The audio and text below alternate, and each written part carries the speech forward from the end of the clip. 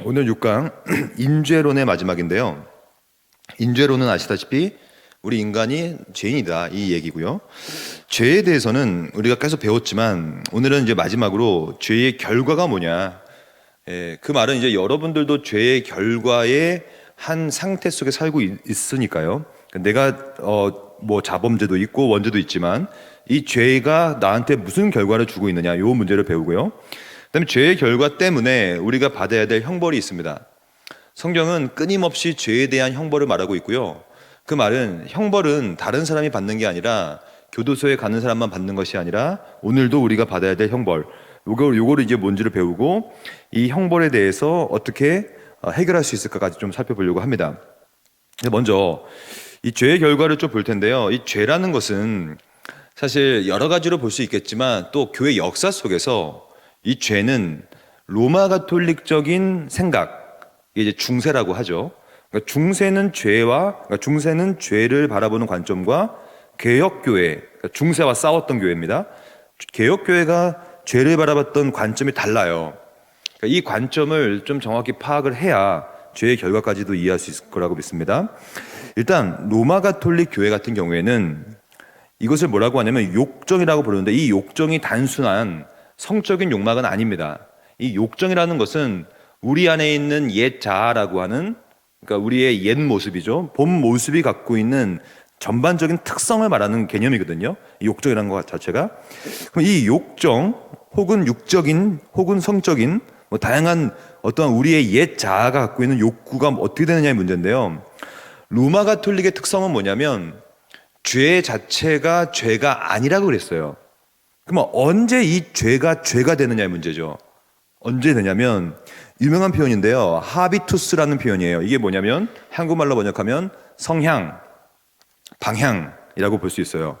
그러니까 무슨 말이냐면 중세는 죄 자체는 죄가 아니다. 그러면 이 죄가 우리의 의지를 만나고 우리의 성향을 바꾸고 하비투스라고 하는 방향성과 결합할 때 결론적으로는 죄를 짓게 되기 때문에 그때 죄다. 그러니까 이건 무슨 말이냐면 죄를 그렇게 크게 보지 않았던 개념이죠. 하지만 개혁교회는 그걸 반대했어요. 그게 아니다. 그러면서 이 욕정을 영어로 하면 carnal desire라고 하는 carnal이 뭐냐면 뭐라 그럴까, 이게 육적인 내용이거든요. 육적인 desire, 욕구라는 거예요. 단순히 성적인 욕망뿐 그걸 넘어서는 겁니다. 그러니까 우리가 갖고 있는 인간이라고 하는 본성 자체가 갖고 있는 특성을 말하는 겁니다. 욕정이라는 것은. 근데 개혁교회는 뭐라고 했냐면 아니다. 죄 자체, 우리가 갖고 있는 본성 자체가 죄지 이것이 무슨 성향과 연결되면 죄냐 이런 게 아니다라고 얘기하면서 바빙크도 개혁교회의 편을 들어줬죠. 왜냐하면 바빙크도 개혁교회의 학자니까요. 이렇게 말했었어요. 로마 가톨릭 교회 같은 경우에는 정욕이 죄가 될 때는 그것에 내가 동의하고 내가 그것에 내 방향성을 지향해 가며 그럴 때만 죄다 라고 얘기했는데 이렇게 하면 안 된다는 입장인 거예요. 이렇게 되면 너무 쉽게 인간의 연약함을 수용하는 거예요. 이런 거죠. 너 왜 죄졌어? 제가요 좀 연약하고요 제 방향이요 죄로 향해 기울었기 때문에 그렇습니다. 그래 기울었어? 그럼 넌 죄야. 근데 어떤 사람은 기울지 않았습니다 라고 할 때 죄가 아니라고 본 거예요. 그러니까 내 방향성, 아까 봤던 하비투스, 내 성향이 죄와 만나 결합돼서 행동을 취해야, 그 말은 조금 더 로마 가톨릭의 죄는 행위에 방점을 찍는 겁니다. 행위. 내가 내 마음에 갖고 내 내 방향과 내 성향을 준비시켜서 내가 죄를 향하는 방향을 취하고 실제로 죄를 져야 죄다 라고 얘기한 거예요. 그러나 종교개혁은 이에 강력하게 반대했어요. 이게 아니다. 죄라는 것은 우리의 이 의지 이전에 또 그와 상관없이 우리 안에서 일어난 모든 것도 마음속에 지었던 죄도 죄다. 여러분 구별되시죠? 로마 가톨릭의 죄는 그러므로 좀 더 행위론에 가까워요. 내가 성향을 취하고 방향을 취해서 뭔가 의지를 사용하여 죄를 져야 죄입니다. 하지만 종교개혁 신학에서는 그게 아니라 이미 마음속에 음욕을 품어도 간음이요 탐심을 품어도 도둑질이요, 남을 미워해도 살인이고, 이렇게 성경의 가르침을 따라가는 것이죠. 이것을 조금 어려운 말로 하면 죄에 대한 주의주의적 관점, 주지주의적 관점. 이게 뭐냐면 주의라는 것은 의지를 강조한다는 뜻이에요. 그러니까 의지를 주로 여긴다.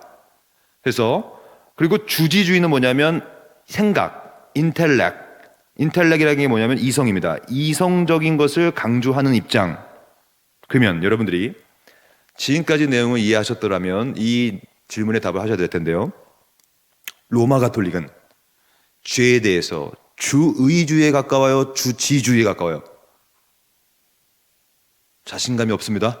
다시 한번, 주의주의에 가까워요, 주지주의에 가까워요? 그렇죠. 주의주의에 더 가깝죠.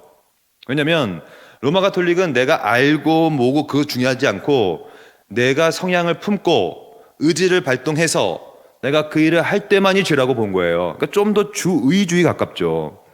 근데 종교개혁은 시작 지점을 주의에 두지 않았고 주지에 뒀어요. 즉 내가 아는데 하지 않아도 죄고, 그렇잖아요. 내가 생각만 해도 죄고, 내가 다른 생각을 품어버리면 죄고, 그럼을 통하여서 내가 생각을 품어버리니 의지가 그 다음에 발동된다는 개념이죠.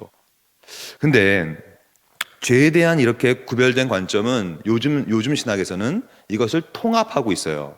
저는 사실은 우리가 이 개념 보고 있는데 로마 가톨릭과 개혁교회는 늘 싸워왔고요. 싸움의 맥락은 많은 맥락이 달랐어요. 서로 다른 얘기를 많이 했기 때문에 그러니까 싸우다 보니까 어떻게 되냐면 한쪽으로 기울어 버렸다는 거예요. 왜냐하면 주의주의가 아니야, 주지주의가 맞아 그러면서 주지주의를 좀 더 강조해 버렸던 것이죠. 하지만 정확히 말씀드리면 죄라는 것은 이 두 가지를 함께 봐야 합니다. 균형을 잡아야 돼요. 그러니까 죄라는 것은 내가 아는 것도 죄요, 의지를 품는 것도 죄요, 행동을 취하는 것도 죄. 즉 통합으로 봐야 돼요. 죄는. 그 말은 제가 왜 이런 말씀 드리냐면 그렇게 봐야만 우리가 처절한 죄인이 되는 것이고, 그렇게 봐야만 하나님 앞에서는 우리는 소망이 없는 죄인으로 인정받을 수밖에 없어요. 왜냐? 이런 겁니다. 이러한 내용을 말하는 이유는 뭐냐면 다 변명하기 위함이에요. 맞죠? 왜냐하면 통합으로 보지 않고 이렇게 했을 때만 죄야, 다 이런 거거든요. 이게 얼마나 많은 변명이 있는지 몰라요. 늘 변명하죠. 생각은 제가 안 했지만 그래도 행동은 좀 했는데요, 그게 저도 모르게 했어요. 부지 중에 하는 것, 이런 것들로 자꾸 익스큐즈를 하는 거예요. 그게 이제 죄에 대한 관점을 어떻게 취하느냐 문제인데, 하지만 하나님 앞에서는요, 마음만 품어도 죄고, 의지를 발동시켜서 뭔가를 해도 죄고, 반대로 안 해도 죄고, 다 무슨 말입니까? 하나님은 죄냐 죄가 아니라 어떻게 평가하시냐면 하나님의 법을 전인으로 지켰느냐 안 지켰느냐로 평가해요.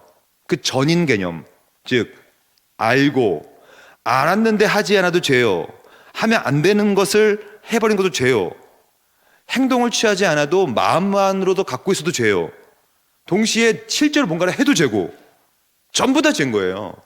그렇게 보는 게 맞아요. 그렇게 보지 않으면 어떻게 되냐면요, 우리 인간에 대한 관점의 차이가 나버립니다. 다시 한번 중요한 얘기예요.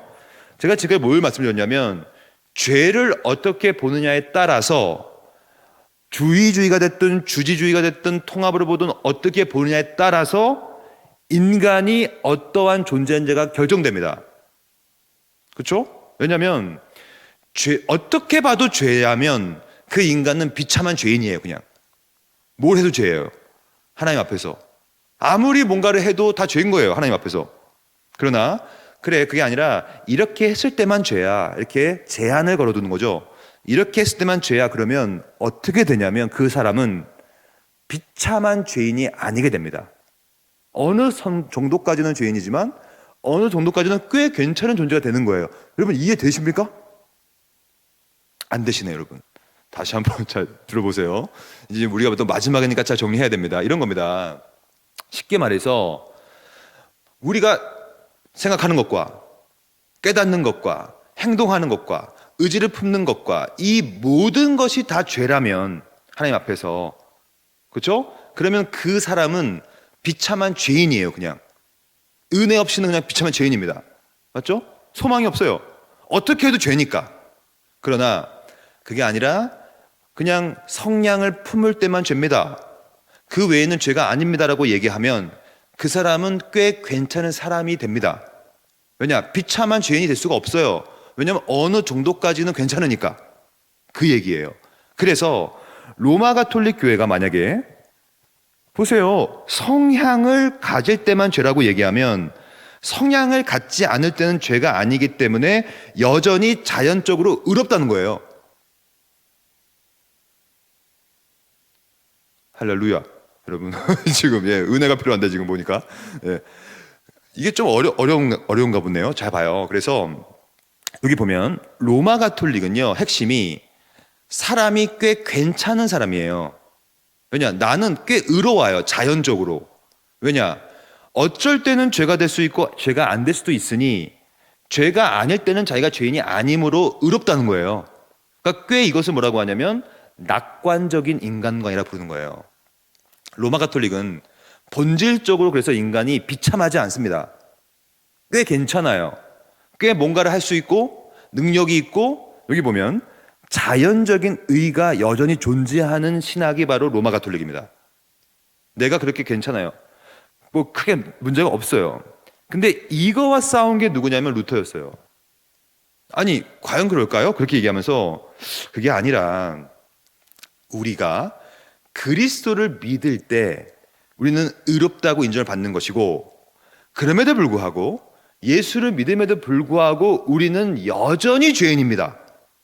이게 루터가 했던 그 유명한 의인인 동시에 죄인 개념이에요. 이 개념을 좀 더 설명드려 볼게요. 지금부터 로마 가톨릭이 말하는 인간관을 먼저 보겠습니다. 이제 살짝 어려운데 한번 들어만 보십시오.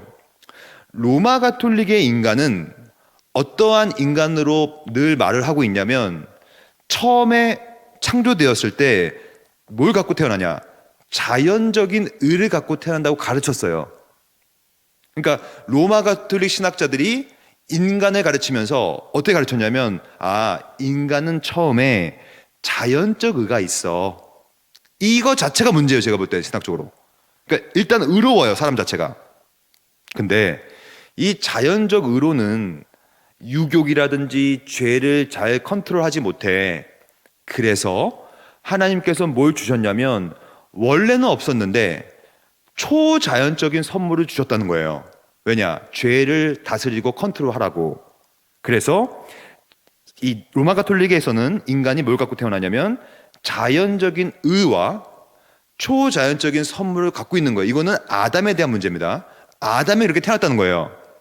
근데 아담이 그래서 자연적 의가 있고 초자연적 선물 두 가지를 갖고 있었는데, 타락을 하고 나서 뭐가 없어졌냐면 초자연적인 것이 없어졌다고 가르쳤던 거예요. 그러면 남아있는 건 뭐예요, 여러분? 자연적 의가 남아있잖아요. 그래서 낙관적인 거예요, 여기는. 그러니까 여전히 타락을 했지만 여전히 남아있는 게 있어요, 여기는. 여전히 남아있는 자연적인 의. 그러므로 남아있는 것을 가지고 부분적으로 능력 있게 선행도 하고 면죄부도 사고 고해성사도 하고 구제와 선행을 베풀어서 열심히 다하여 내가 뭔가를 할 수 있는 구조. 즉 이렇게 돼버리면 인간에게 뭐가 들어가 있냐면 바로 내부적인 의가 들어와 있는 거예요. 이게 로마 가톨릭의 인간의 핵심이에요. 로마 가톨릭 교회의 인간은 아직 타락을 했지만 자연적인 의는 남아있으니 이거 갖고 내부적인 의를 가지고 뭔가를 할 수 있는 구조입니다. 그러니까 뭔가 할 수 있는 거예요. 그래서 로마 가톨릭의 신학자들의 글을 읽어보면요, 이런 말이 많이 나와요. 너가 갖고 있는 것으로 하늘의 곳간을 채워라. 개혁 신학에서 이게 불가능하거든요. 왜냐하면 우리는 아무것도 할 수가 없어요. 죽어버렸기 때문에, 죄로. 근데 여기는 죄로 죽지 않은 상태라는 거예요, 로마 가톨릭은. 내가 할 수 있다. 내부적인 의가 있기 때문에 내부적인 의를 갖고 막 사용하는 겁니다. 그럼 뭔가 할 수 있어요. 그래서 뭘 하냐면 공로를 쌓는 거예요. 네 걸로 쌓아라. 너 할 수 있어. 왜냐? 너에게는 내부적인 의로움이 있거든. 근데 루터라는 신학자는 이거를 반대했던 겁니다. 이게 종교개혁이에요. 여러분, 종교개혁은 뭐냐면 바로 인간을 다르게 보기 시작한 겁니다. 종교개혁의 시작은 결국에는 아닌데 그게 과연 나에게 의로움이 있나? 이렇게 시작한 겁니다. 그래서 어떻게 했냐면 그게 아니라 이게 그 유명한 루터의 인간론이에요. 루터의 인간론은 뭐냐면 결국에는 우리는 처절한 죄인이다. 우리는 생각만 해도 죄고 의지를 품어도 죄고 행동을 취해도 죄고 뭘 해도 그냥 비참한 죄인이다. 왜냐? 의인 없을 때 하나도 없으니까. 근데 예수님을 믿으면 의를 전가받는다. 그리스도의 의를. 내 의가 아니었다. 그래서 그리스도를 믿으면 의롭다라고 인정을 받지만 문제는 의롭지만 이것이 오늘 여러분과 접니다. 오늘도 예수를 믿어서 의롭다고 인정을 받았지만 여러분 솔직히 오늘 죄 졌죠? 내일도 지을 거죠? 죽기 전까지 죄를 지을 줄 믿습니다. 여러분 우리는 어쩔 수 없어요. 우리는 죄를 죽기 직전까지 지어요. 그럼 이게 이상하잖아요. 의롭다라고 인정받았는데 왜 죄를 짓습니까? 그게 바로 역설적 인간관이다 라고 이 루터가 얘기한 거예요. 그리스도 안에서는 우리는 의롭다 인정받았지만 내 죄로 봤을 때는 나는 죄인이다.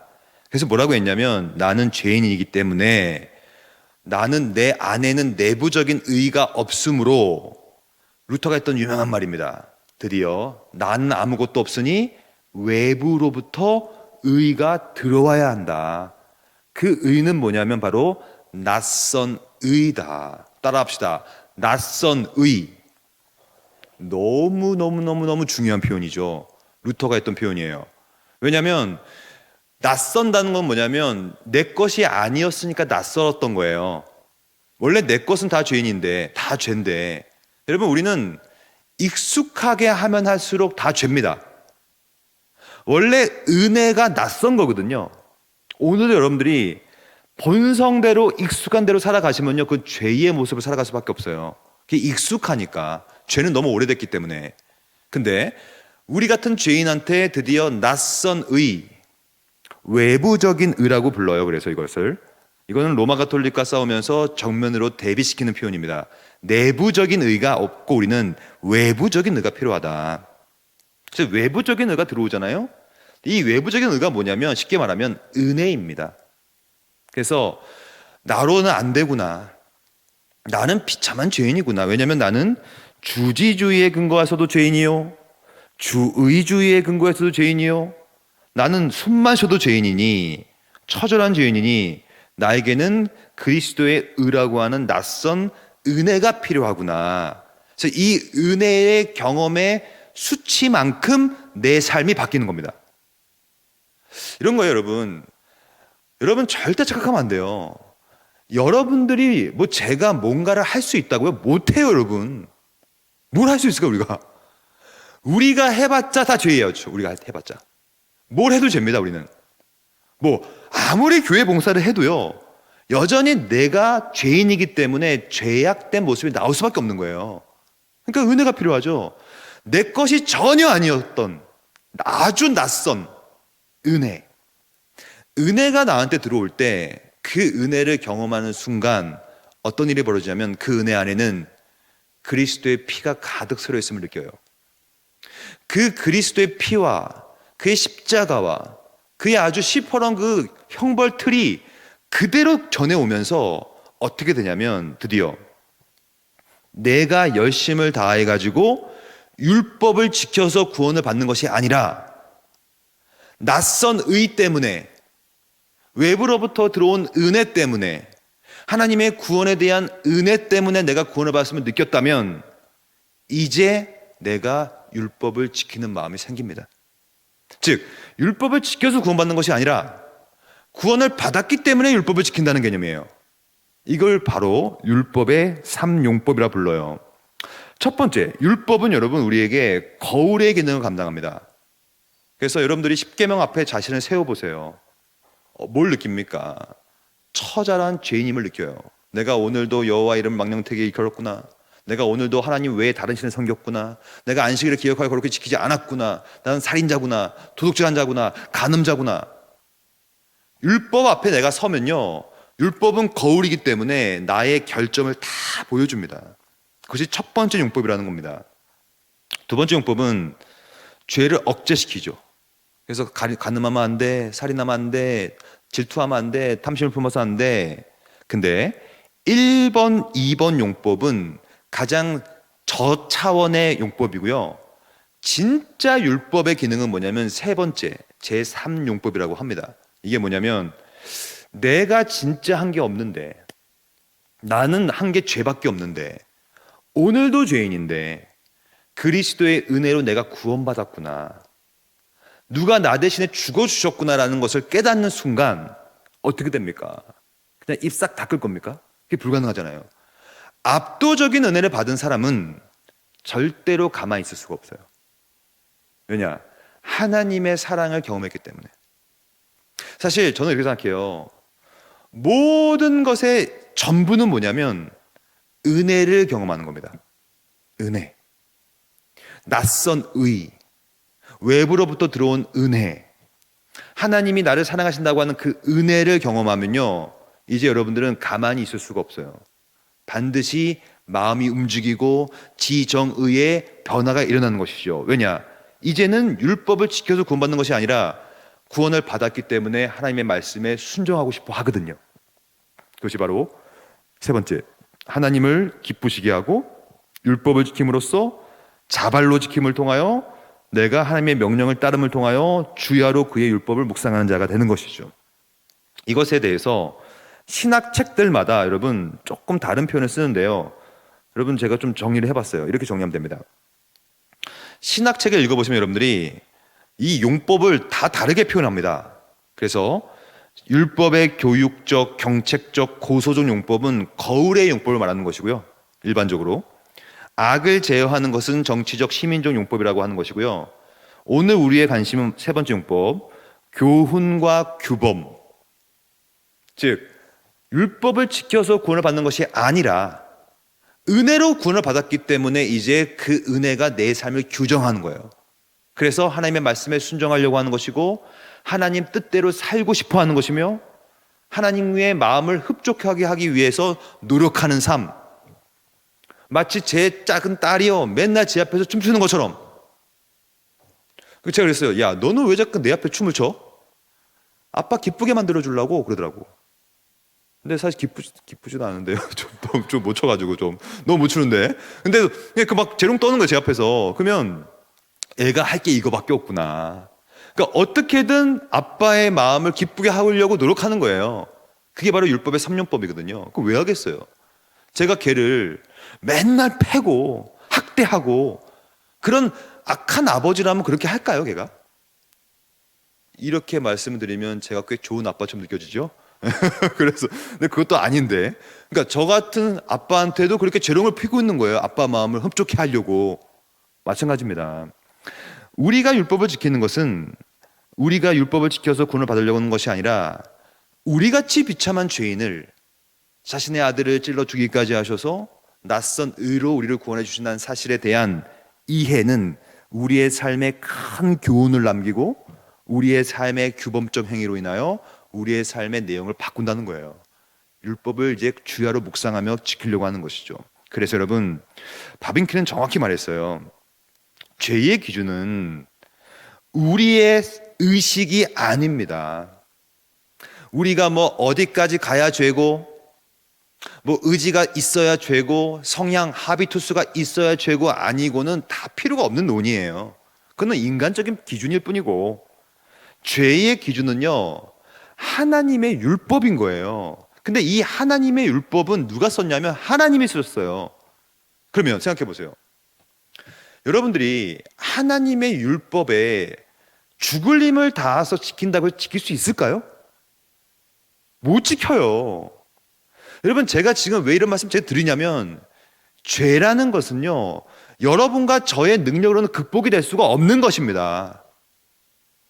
뭐 주의가 됐든 주지주의가 됐든 그건 다 우리가 갖고 있는 의식일 뿐이죠. 근데 그런 게 죄가 아니란 말이에요. 어찌 감히 내 안에 내부적인 의가 있어서 내가 뭔가를 열심히 해서 뭐 하나님 앞에 즐겁게 한다? 이거는 불가능한 겁니다. 왜냐하면 하나님의 율법이라는 것은요, 하나님은 무한하단 말이에요. 그러니까 우리가 9,999번, 뭐 9억 9,900, 엄청나게 그냥 잘해도 단 한 번만 못해도 그냥 무한한 진노를 퍼부은다니까요. 안 된다는 거예요. 죄라는 것은 이처럼 우리가 감히 극복할 수 있다거나 극복을 하려고 한번 으쌰 한번 해볼까? 이러한 개념이 아닌 것입니다. 그냥 비참한 그 자체인 거예요, 율법은. 왜냐? 기준이 하나님의 율법이니까. 그러니까 이것을 망각한 게 뭐냐면 바로 중세였어요. 로마 가톨릭은요, 자꾸 이 죄에 대해서 인간들이 평가하기 시작했어요. 어디까지 평가했냐면 죄들의 구별까지 하기 시작했어요. 이게 그 유명한 로마 가톨릭에 했던 죄를 구별하는 구별법인데요. 고해 성사를 가면요, 사제들이 그걸 들어요. 그러면 사제들이요, 평가를 합니다. 당신이 지은 죄는요, 이거 대죄입니다. 이거는 용서받지 못할 죄입니다. 그러면서 이게 뭐예요? 가스라이팅 하는 겁니다. 가스라이팅. 당신의 죄는요, 소죄네요. 그러면 면죄부를 사십시오. 그럼 할 수 있고요. 계속 연옥을 가기 전에 계속 돈을 내고 고행해야 됩니다. 이런 식으로 나눈 거예요. 사실 이렇게 나눌 수도 없고, 왜냐? 여러분 생각해봐요. 하나님 앞에서는 하나님의 율법을 지키지 않으면 다 죄입니다. 큰 죄, 작은 죄라는 건 없어요. 그런 게 어디 있습니까? 하나님은 그냥 다 죄지, 그냥. 율법을 지키지 않으면 죄예요, 그냥. 그러니까 이런 식으로 나누면 안 되고요. 그럼 어떻게 봤냐 보십시오. 그들은 왜 이렇게 했냐면 이렇게 나눔을 통하여서 성령 모독죄를 제외한 모든 죄를 용서받을 수 있고, 이것은 뭐냐? 면죄부를 팔려고 했던 겁니다. 결국에는 비즈니스예요, 비즈니스. 중세는 종교개혁이 당연히 벌어질 수밖에 없었어요. 엄청 돈 주고 팔았거든요. 당신은 대죄를 졌네요. 근데요, 이 정도 돈만 내면요, 대죄 용서받을 수 있습니다. 이런 식으로. 그래서 용서를 받았다, 모든 죄는 본질상 죽음에 해당하는데 당신이 이렇게 용서받을 수 있습니다라는 말도 안 되는 기준을 만들면서 사람들을 가스라이팅 했던 시대. 중세에 태어나면요, 비참합니다. 그냥 소작농으로 태어나서 평생 농사 짓고 돈 좀 벌리면 또 고해성사해서 대제 소재인지 평가받고 또 면죄부 사고 평생 영적인 가스라이팅. 그리고 죽는 겁니다. 자유 없이. 단 한 번도 성경을 읽지 못하고. 왜냐? 다 라틴어였기 때문에. 자기 나라 말로 하지도 않고. 이렇게 하니까 종교개혁이 벌어지지 않을 수가 없는 것이죠. 여기서 성령 모독하는 죄가 나왔는데요. 이 성령 모독죄를 좀 설명드리겠습니다. 여러분, 성령 모독죄는 성경에 많이 나와요. 하나님의 아들을 짓밟고 자기를 거룩하게 한 언약의 피를 부정한 것으로 여기고 은혜의 성령을 욕되게 하는 자, 본토인든지 타국인든지 고의로 여호와를 비방하는 자. 그럼 여러분은 신자신데 신자는 성령 모독죄를 질 수 있어요, 없어요? 없습니다. 이거 개신교 일부 잘못된 목사님들이 잘못 가르치고 있는데요, 이것도 제가 볼 땐 가스라이팅이에요. 즉, 막 죄를 또 나눠가지고 당신이 지은 죄는 성령 모독죄니 내 안수를 받아야 된다, 막 이런 말도 해요. 근데 여러분, 신자는 성령 모독죄를 짓지 못합니다. 왜냐하면 이런 겁니다. 여기 보면 성령을 모독하는 것은 사하심을 얻지 못하겠고, 성령을 모독하는 자는 영원히 사하심을 얻지 못하였고, 성령을 모독하는 자는 사하심을 받지 못하리라. 이런 표현들이 다 왜 등장하냐면 성령 모독죄의 핵심은 이겁니다. 고의로, 본토인이든 타국인이든지 고의로 누구나 여호와를 비방하면 성령 모독죄인데요, 솔직히 예수를 믿는 신자가 고의로 여호와의 이름을 비방하고 망령되게 익힐 수 있겠어요? 저는 그런 마음도 안 들어요, 사실. 그 누가 히브리서에 보면 여기 나와요. 10장에 하나님의 아들을 고의로 짓밟고 언약의 피를 고의로 부정한 것을 여기고 은혜의 성령을 고의로 욕되게 하는 자, 과연 이 신자가 할 수 있을까 이거를? 저는 못한다고 생각합니다. 그럴 마음도 없고. 혹시 이런 마음 있어요? 여호와 이름을 고의로 망령되게 일컫고 싶으십니까? 그런 마음이 없을 거예요. 왜냐하면 성령 모독죄는 저는 어떻게 생각하냐면 이건 불신자가 짓는 죄지 신자가 짓는 죄가 아니에요. 왜냐하면 신자는 갈라디아 4장에 보면요, 양자의 영, 아들의 영, 성령이 함께 하시는데 성령이 함께 하시는 자가 어떻게 성령을 모독합니까? 그러니까 이 성령 모독죄는 기본적으로 신자가 짓는 죄가 아니라는 것을 꼭 기억하시고요. 결국에는 불신자가 짓는 죄입니다.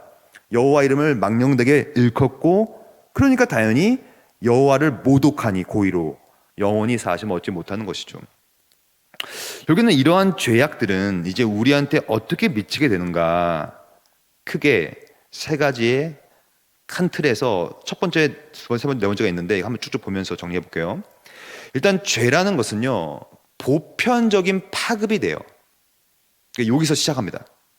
그래서 여러분들이 언제나 꼭 염두하실 게 뭐냐면, 죄는 한 번 지으면 굉장히 빨리 퍼져요.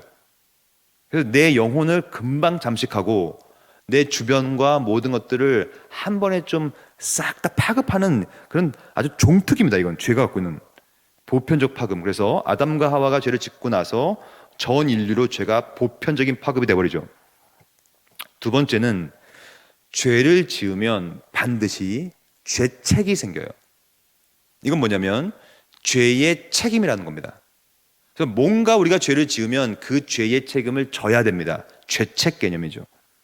그 다음에 죄의 책임을 갖고 있는 사람을 뭐라고 부르냐면 죄인이다.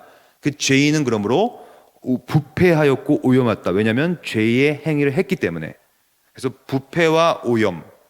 그래서 이것을 죄의 삭슨 사망이다. 결국에는 사망에 이르는 것이죠. 그럼 여기서 그리스도가 죄의 결과를 해결하신 분인데요. 그럼 이 네 가지 중에 그리스도가 극복한 것이 있고 그리스도가 극복하지 않은 것이 있어요. 이 내용을 좀 정리해 보겠습니다. 일단 첫째, 죄는 보편적으로 파급되었어요. 그리스도의 십자가를 통하여 이것이 해결되었습니까? 죄의 보편적 파급? 해결되지 않았습니다. 그리스도의 속죄 피를 통하여서 죄의 보편적 파급을 막진 않았어요. 그래서 여전히 죄가 있는 겁니다. 그래서 잘 봐요. 그리스도의 십자가로 죄의 무엇을 없앴는가를 잘 봐야 내 삶이 질서가 잡힐 수 있어요. 두 번째, 죄책은 어떨까요?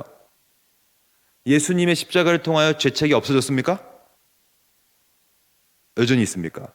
여러분들은 죄의 책임이 있어요, 없어요? 그리스도의 십자가를 통하여 여러분과 저의 죄책은 말끔히 없어졌습니다. 심지어 과거에 지은 죄의 책임도 묻지 않아요. 예수 안에 있는 자에게는.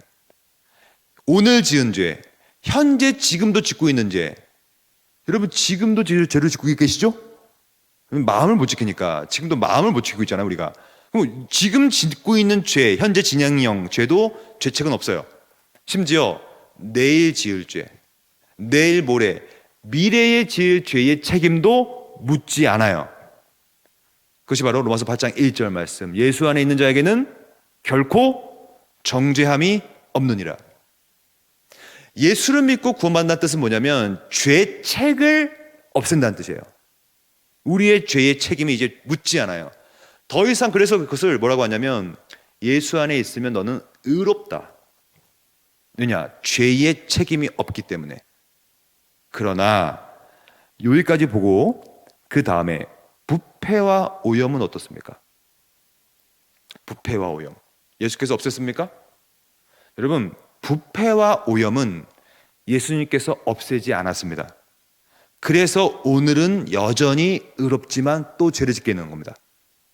만약에 부패와 오염도 다 없앴다면 우리는 사실은 더 이상 죄인이 아닙니다. 죄를 짓지도 않을 것이며 우리는 더 이상 죄의 모습을 살지 않죠. 왜냐? 죄의 부패와 오염까지 없애졌으면 완벽히 영화돼 버렸죠. 물론 주님이 오시면요, 우리가 부패와 오염이 없어져요. 그것을 영화라고 불러요. 근데 현재는 그렇지 않습니다. 그러면 이 부패와 오염을 없애졌다고 하는 단체가 있어요. 이게 뭐냐? 구원파입니다. 여러분, 구원파는 뭐라고 얘기하냐면 어차피 한 번 받은 구원, 막 살아도 구원받는다. 그런 말을 하는 이유는 뭐냐면 예수께서 부패와 오염까지 가져갔다고 보는 겁니다. 그러면 더 이상 우리가 회개할 필요도 없고요, 더 이상 성화의 삶을 살 필요도 없어요. 맞아요. 막 살아도 구원받습니다. 하지만 그렇지 않죠. 그래서 그리스도께서는 죄의 책임을 가져간 것이지 우리의 부패와 오염을 가져간 건 아니에요. 그래서 성경은 계속해서 두루마리를 빨아라, 오늘도 너가 깨끗한 삶을 살아야 된다, 오늘도 부패와 싸우고 오염과 싸우면 통하여서 점점점 더 거룩한 삶을 살아라. 그래서 잘 보십시오. 우리가 다음에 배울 내용인데요, 죄책은 그러므로 칭의의 영역이에요. 칭의. 너는 이제 의롭다. 철저하게 너는 의롭다. 이제 난 너에게 죄책을 묻지 않을 거야. 과거, 현재, 미래의 죄책은 없어. 이게 칭의라는 것이고요. 하지만 여전히 부패하고 오염이 있기 때문에 이것을 성화라고 불러요. 너는 그래도 여전히 죄인이야. 왜냐? 부패와 오염이 있잖아. 싸워. 히브리서에 보면 어떻게까지 말합니까? 피 흘리기까지 싸워.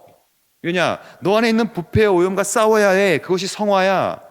그것을 하지 않으면, 행함이 없으면 죽은 믿음이야. 칭의가 없었던 거야. 좋은 나무마다 좋은 열매를 맺을 거야. 너가 만약에 죄책이 정말 없어졌다면 너에게는 부패와 오염과 싸우는 열매가 만들어질 거야. 그래서 너의 부패와 오염을 대하는 자세, 열매로 너의 나무됨을 볼 거야. 이게 성경은 그래서 끝까지 칭의와 성화의 관계를 말하고 있는 거예요.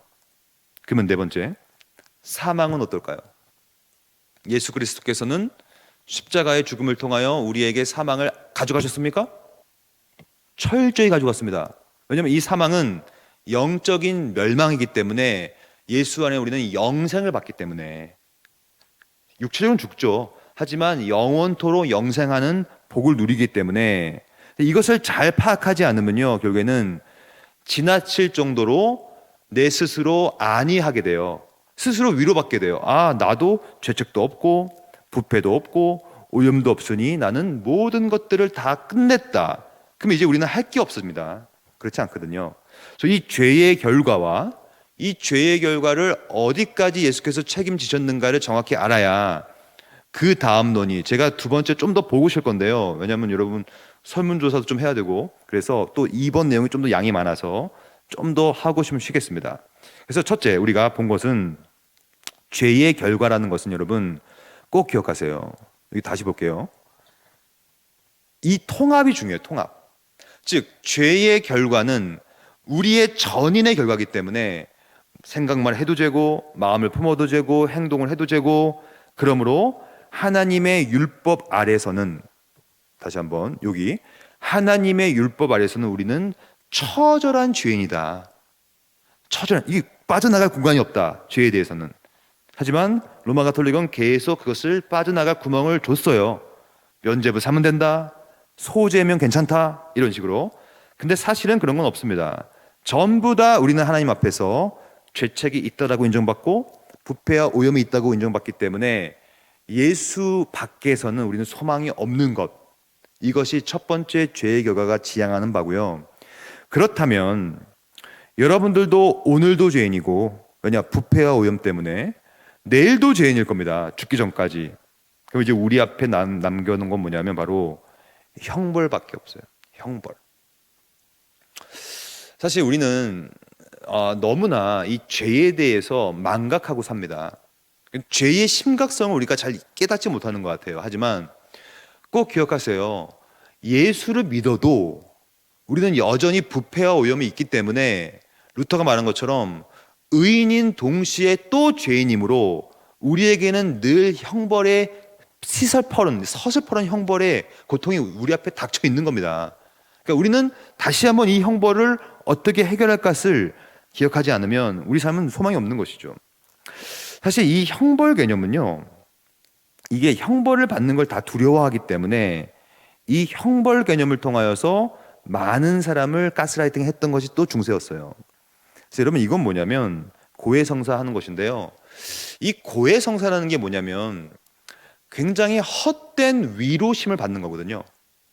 그러니까 죄를 지었나 안 지었나, 내가 오늘 지은 죄가 대죄냐 소죄냐, 용서받을 죄냐 받지 못할 죄냐, 면죄부를 얼마나 사야 되는 것이냐, 이런 것들로 잘 평가받기 위해서 교회 성사로 가는 거거든요.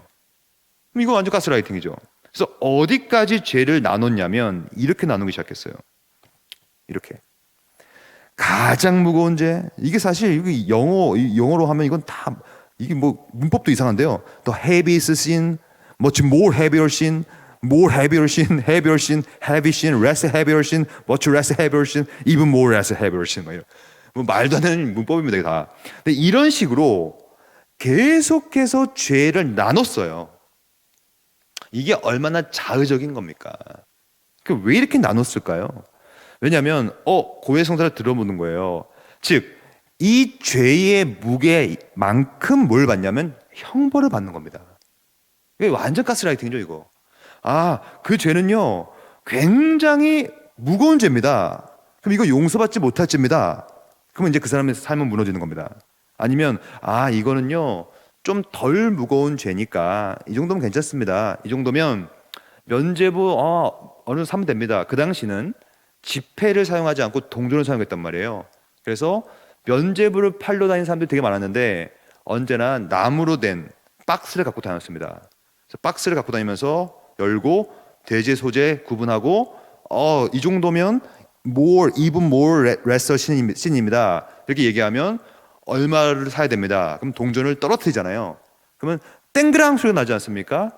그 땡그랑 소리가 크면 클수록 연옥에서 나온다. 그럼 돈 없는 사람 어떡합니까? 완전 가스라이팅이에요.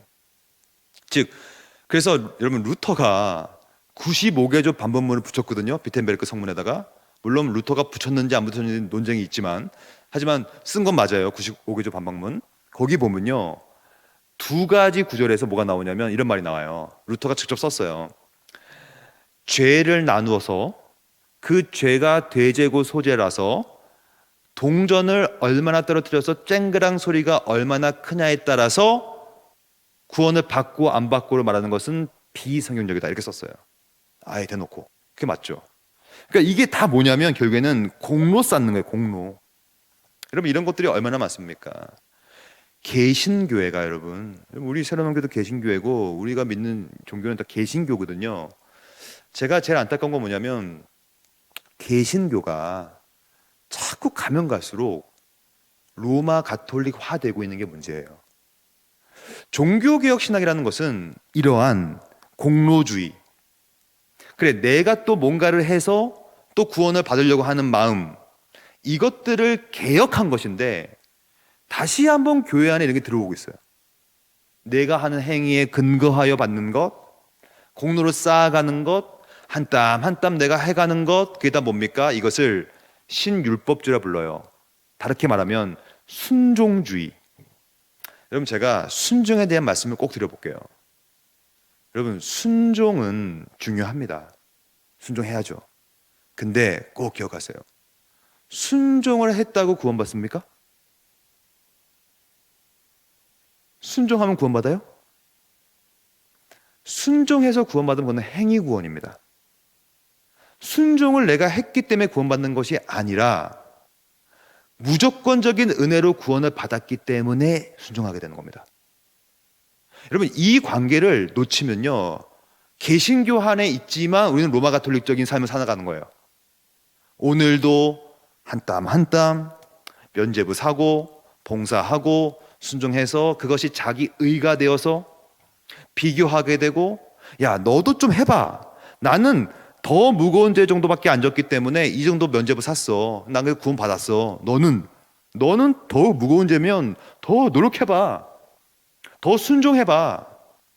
여러분, 순종만큼 귀한 것도 없지만 순종만큼 위험한 것도 없어요. 왜냐하면 순종이 은혜를 앞서게 되면요, 그것을 바울은 뭐라고 했냐면 저주받는 복음이다 그랬어요. 왜냐하면 여러분, 바울이 디아스포라 지역을 돌아다니면서, 디아스포라라는 것은 유대인들이 흩어졌단 말이에요. 돌아다니면서 복음을 전했어요. 율법의 행위로 되는 것이 아니라 믿음으로 되는 것이다. 믿음으로 이신칭이 믿음을 통하여 의롭다고 인정을 받는 것이다. 계속 가르쳤는데 자꾸 이 헬라파 유대인들이 나타나가지고 그래 그거 맞는데 그래도 좀 뭔가를 좀 해야 되지 않겠습니까?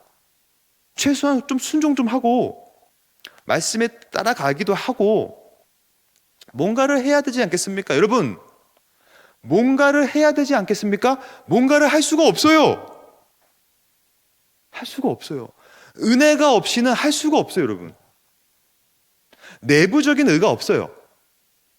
만약에 내가 뭔가를 해서 하나님의 마음을 흡족하게 한다? 그건 불가능합니다. 그리스도 안에 있지 않고서는 하나님의 마음을 흡족하게 할 수가 없어요. 그 그리스도의 마음이라는 것이 은혜요 낯선 겁니다. 내 것이 아닌 것이죠. 꼭 기억하세요. 구원을 무조건적인 은혜로 받았기 때문에 그 은혜가 너무 크고 감사하기 때문에 이제 비로소 순종을 하게 되는 겁니다. 순종을 했기 때문에 구원받는 것이 아니죠. 이 로마 가톨릭은요, 그래서 모든 것이 순종의 키워드로 움직여 가버렸어요. 그래서 사제들이요, 그거 듣고 순종하십시오. 아유, 간절해졌군요. 면별부를 사십시오. indulgence, 면별부. 그래서 여러분, 면죄부가 아니에요, 원래. 면죄부는 다른 번역이고요. 저는 면죄부보다 면별부라고 번역한 게 맞다고 봐요. 왜냐하면 이게 좀 더 효과적으로 가스라이팅을 할 수 있어요. 그냥 돈을 내면요 죄를 사합니다와 돈을 내면 형벌을 사해 줄 겁니다. 뭐가 더 먹히겠습니까? 형벌을 받는 건 다 두려워한단 말이에요. 그래서 계속해서 순종을 미끼로 형벌을 면해준다고 하는 면별부를 계속 판매한 겁니다.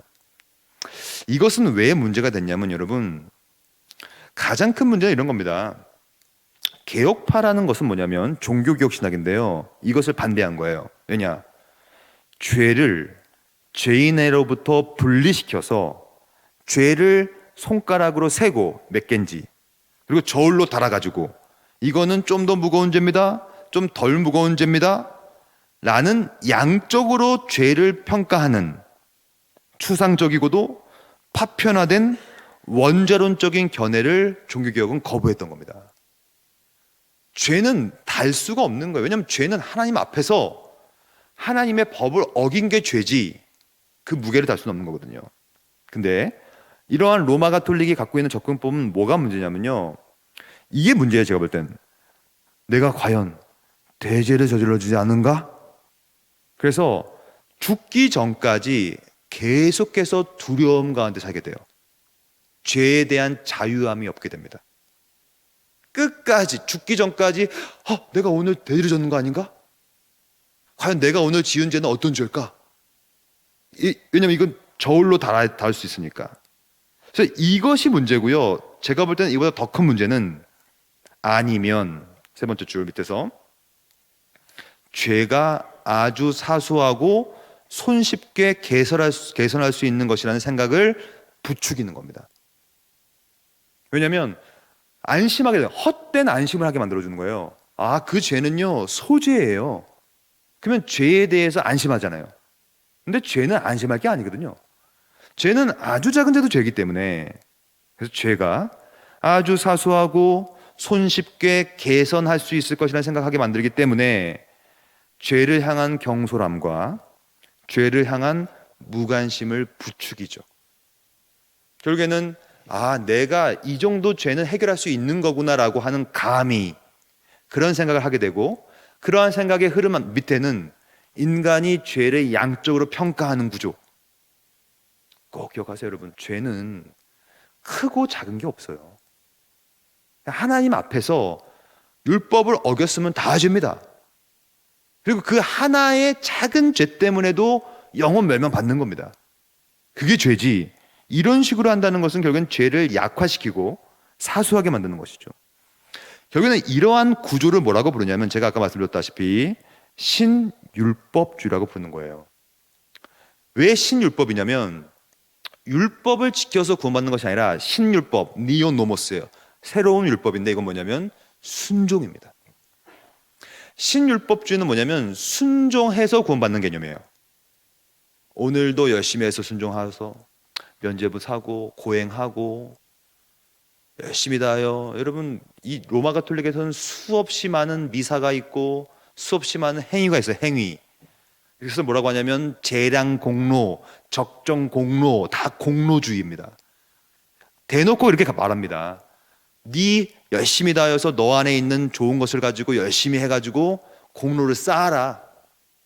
순종해라.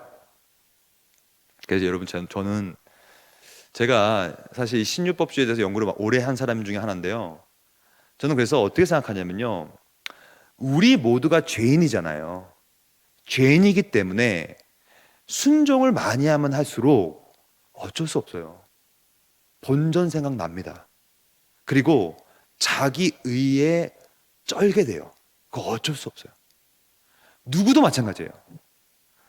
다른 사람보다 내가 좀 더 헌금 내고, 다른 사람보다 내가 좀 더 시간 써서 봉사하고, 내가 좀 더 하는 사람들이라면요, 어쩔 수 없다는 게 이건 진짜.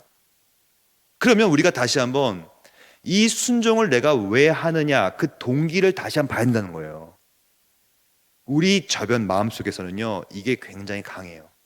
말은 하지 않아도요, 이게 다 내가 이렇게 했기 때문에 보상을 받을 수 있겠구나라는 또 생각이 또 싹 트게 돼요. 이거 제가 여러분 뭐라고 하는 게 아니라 그게 죄인의 특성이기 때문에 그래요.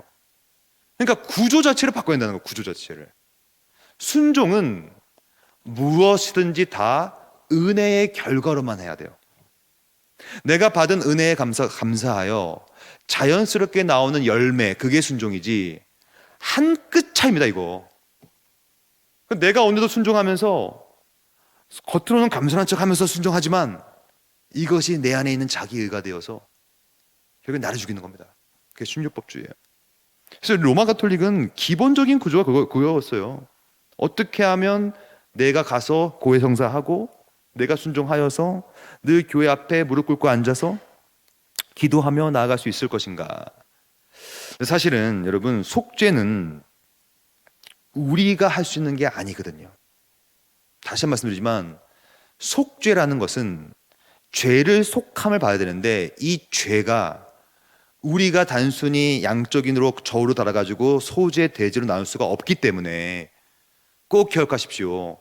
죄라는 것은 인간이 해결할 수 없는 영역인 거예요. 그래서 이것을 깨닫는 순간 죄가 더한 곳에 은혜가 더하게 되는 것입니다. 아, 죄는 내가 해결할 수 없는 거구나. 속죄는 내 영역이 아니구나. 감히 내가 순종해서 되는 것이 아니구나. 그럼 뭐가 필요해요? 은혜가 필요하구나. 여러분, 죄의 이 인죄론을 그래서 깊이 공부하다 보면요, 나오는 건 뭐냐면 은혜의 빛입니다. 아, 나는 소망이 없구나. 여러분, 완전 파산을 경험하십시오. 아직까지 파산이 안 됐다면 영적으로 죄송하지만 구원을 받은 게 아닙니다. 왜냐하면 구원이라는 것은 회심이에요. 회심. 회심은 뭐냐면 회개하고 믿는 겁니다. 왜 회개합니까? 왜 회개해요? 말씀을 만난 사람은, 은혜를 경험한 사람은요, 내가 죄인임을 느끼기 때문에 회개하는 겁니다. 마치 베드로처럼. 베드로야, 그물을 던져. 말씀을 경험했잖아요. 던졌어요. 물고기를 엄청 잡습니다. 베드로가 한 일만 생각하시면 됩니다. 엎드렸어요. 주여. 주라고 해서 주여. 나는 죄인으로소이다. 나를 떠나소서. 왜 떠나라고 했을까요? 자신이 너무나 큰 죄인임을 느낀 겁니다. 그러니까 당신 같은 거룩한 분은 나와 함께하면 안 됩니다. 이거 나같이 더러운 존재와는 함께할 수 없습니다. 자기의 죄인됨을 고백하는 거예요. 그때 은혜가 더하게 되는 것이죠. 인죄론이라는 것은 어차피 속죄와 연결될 수밖에 없는데 내 힘으로는 안 된다는, 즉 죄의 비참함을 경험해야 합니다. 바닥을 쳐야 올라오죠. 그래서 이 속죄에 대해서는요, 여러 가지 말이 있는데요, 기본적으로 속죄는 하나님이 해주신 속죄가 있고 인간이 해가는 속죄가 있어요. 하나님이 해주시는 속죄를 가리켜서 객관적 속죄, 왜냐? 내가 할 수 없으니 외부에서 해줘야 됩니다. 그래서 그리스도께서 성부 하나님을 만족시켰다고 해서 만족설. 왜냐? 성부 하나님께서 죄를 향하여 불쾌함을 느꼈고 그리스도께서 그 십자가를 통하여 불쾌한 하나님을 만족시켰다는 개념이에요. 그러니까 우리가 한 건 없어요. 우리는 하나님 만족시킬 수 없으니까. 그리고 우리가 형벌 받아야 되고 우리가 죽어야 되는데 그리스도께서 대신 형벌 받으시고 대신 속하셨다. 이것이 우리가 믿는 속죄론이에요. 그러나 자꾸 인간 스스로 하려고 하고요. 그게 요즘 시대 신학이에요. 다 주관적 속죄죠. 그래서 이건 뭐냐면 결국에는 자신이 죄인이 아니라는 거예요. 결국에 나는 낙관적입니다. 할 수 있습니다. 내가 도덕적으로 모범적인 삶을 살면 됩니다. 내가 도덕적으로 남을 감화시키면 됩니다. 그래서 내가 착한 삶을 살면 나는 구원받을 수 있습니다. 행위 구원이죠. 내가 순종하면 됩니다. 물질 봉사하면 됩니다. 내 모든 시간을 봉사하면 됩니다. 안 돼요. 그거 갖고 된다면 예수님이 오실 이유가 없습니다. 여러분, 이 신유법주의는 오늘 여러분들이 싸워야 될 겁니다. 왜냐하면 죄송하지만 제가 볼 때는 여러분들은 그 어떠한 우리 새마음교회 교인들보다 더 봉사를 많이 하실 것이고 중직자실 것이며 더 신학과 예배와 하나님을 더 사랑하는 사람일 거로 믿어요. 여러분과 제가 조심해야 됩니다. 우리 같은 사람들이 문제예요. 우리 같은 사람들이 자의가 높아요. 이거는 정말로 속으로 깊이 고민해 보세요. 내 안에 있는 신유법주의가 무엇인가? 나는 죄를 어떻게 대하고 있는가? 그래서 여러분 마지막 이것만 보고 쉴 겁니다. 종교개혁이라는 신학은 그래서 결국에는 내가 죄인임을 깨닫고 내 안에는 의의가 없음을 깨닫고 나는 감히 내 힘으로는 순종도 못하는구나를 깨닫고 이제 의지하는 겁니다.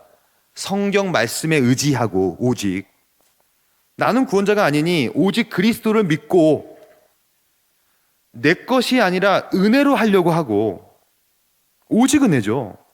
그리고 딴 걸로 하는 것이 아니라 행위로 하는 것이 아니라 예수님께서 해주신 일을 믿음으로 하는 것, 오직 믿음. 이럴 때 보십시오. 오직 성경, 오직 그리스도, 오직 은혜, 오직 믿음으로 해야만 하나님께 영광이 될 수가 있어요. 그렇게 되지 않으면 결국에는 여기에는 자기 이름 들어갑니다. 뭘 해도 내 이름 날리려고 하고 뭘 해도 좋은 평판을 위해서 하고 결국엔 자기 이름, 자기 영광 채우는 겁니다. 뭐 겉으로는 굽신굽신 겸손한 척 하지만 결국에는 내가 뭔가를 함을 통하여 오직 나에게 영광이 있을지어다 하고 살아가는 겁니다. 이게 신유법주의예요. 종교개혁 신학은 이걸 정면 반대했어요. 그거 안 된다. 그래서 어떤 일을 해도 남는 것은 하나님의 영광이 돼야 되고 왜냐하면 사실은 내가 한 건 없거든요. 은혜로 했고 믿음으로 했고 그리스도가 해주셨고 성경 말씀이 나에게 확신을 주셨고 그 개념 속에서 바로 종교개혁 신학이 싹 텄던 것입니다. 그래서 제가 오늘 좀 죄송한 말씀을 드렸지만 이건 뭐 제가 여러분들 뭐라고 하는 건 아니고요.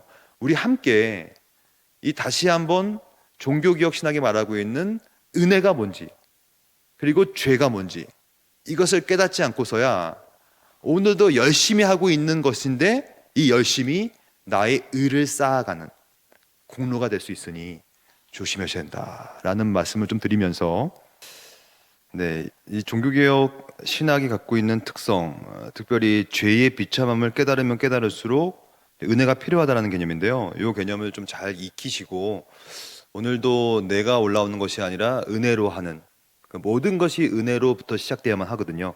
낯선 의라고 하는 외부로부터 들어온 그 은혜 그거 가지고 하는 것이니까요. 그렇게 하지 않으면 결국에는 세상은 망가지고요. 그 결과로 다양한 이제 세상이 이제 인간의 죄 때문에 많이 망가져요. 여기 보면 피조물이 고대하는 바는 하나님의 아들들이 나타나는 것인데요. 이거는 이제 재림을 말하고요. 피조물이 허무한데 굴복하는 것은 사실 자기 뜻은 아니고 하지만 그 바라는 것은 피조물의 썩어짐의 종로로 탄 데서 해방되는 것이고 자유에 이르는 것인데 그때까지 피조물들은 다 함께 탄식하게 됩니다. 인간이 죄의 결과가 전 만물에 어떻게 미치는가를 이제 볼 건데요. 그만큼 고통을 다 겪고 있어요. 그래서 지금부터는 좀 종말론적인 관점에서 이제 죄의 모습을 좀 살펴보려고 합니다. 여러분, 이제 종말이라는 것은 여러 가지로 볼 수 있어요. 그래서 종말은 이제 마지막을 말하는 건데요. 뭐 대부분 하는 말들은 첫째, 자연 자원적 관점이라는 게 있어요. 이건 뭐냐면 아시다시피 그냥 뭐 자원이 다 떨어지면 종말입니다. 물이 없다고 생각해 봐요. 이제 물이 없는 거예요, 이제 세상에. 아니면 뭐 기름이 없다거나, 지금 뭐 기름이 점점점 줄어들고 있다고 하잖아요. 그리고 뭐 자연적인 관점, 이 언더그라운드가 됐든 업그라운드가 됐든 어버브가 됐든 이 리소스, 그 자연 자원이 다 말라버리면 죽는 겁니다. 종말이죠. 물이 없어지면 죽는 거죠, 뭐. 그리고 자원도 마찬가지겠죠. 사실 이 자원이라는 것이 한정되어 있기 때문에 이게 뭐 무한정으로 쓸 수는 없잖아요. 그래서 모든 자원이 다 말라버린다.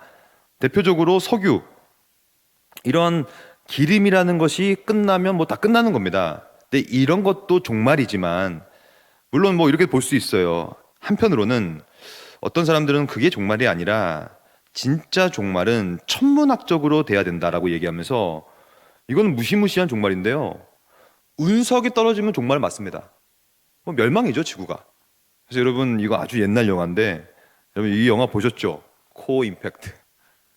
아주 옛날 영화인데 이거 이거 진짜 옛날 건데, 요즘에는 이보다도 더 디테일한 영화도 많이 나오지만 이게 최초에 있었던 행성 충돌하고 있는 그 영화거든요.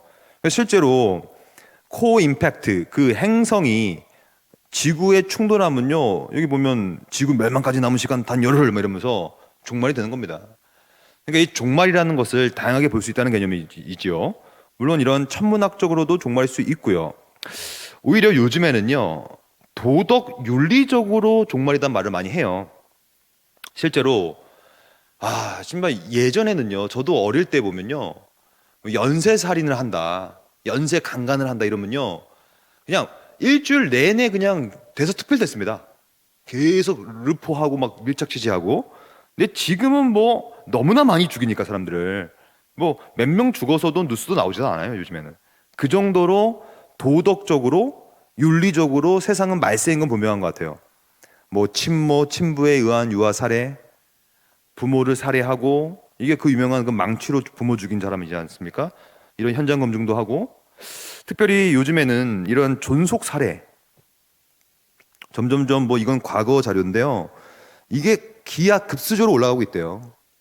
부모 학대에 의한 아동 사망도 많아지고 있고요. 이렇게 봤을 때 과거에 비교해서 분명히 도덕적으로 윤리적으로 세상이 말세인 건 맞는 것 같아요. 갈면 갈수록 말세가 되는 것이죠. 근데 사실은 신학에서는 이러한 도덕 윤리 혹은 뭐 천문학적인 관점, 아니면 뭐 자연자원적 관점, 뭐 이런 관점들로 종말을 보기보다는 이 신학에서는 어디를 종말로 보냐면 바로 재림입니다.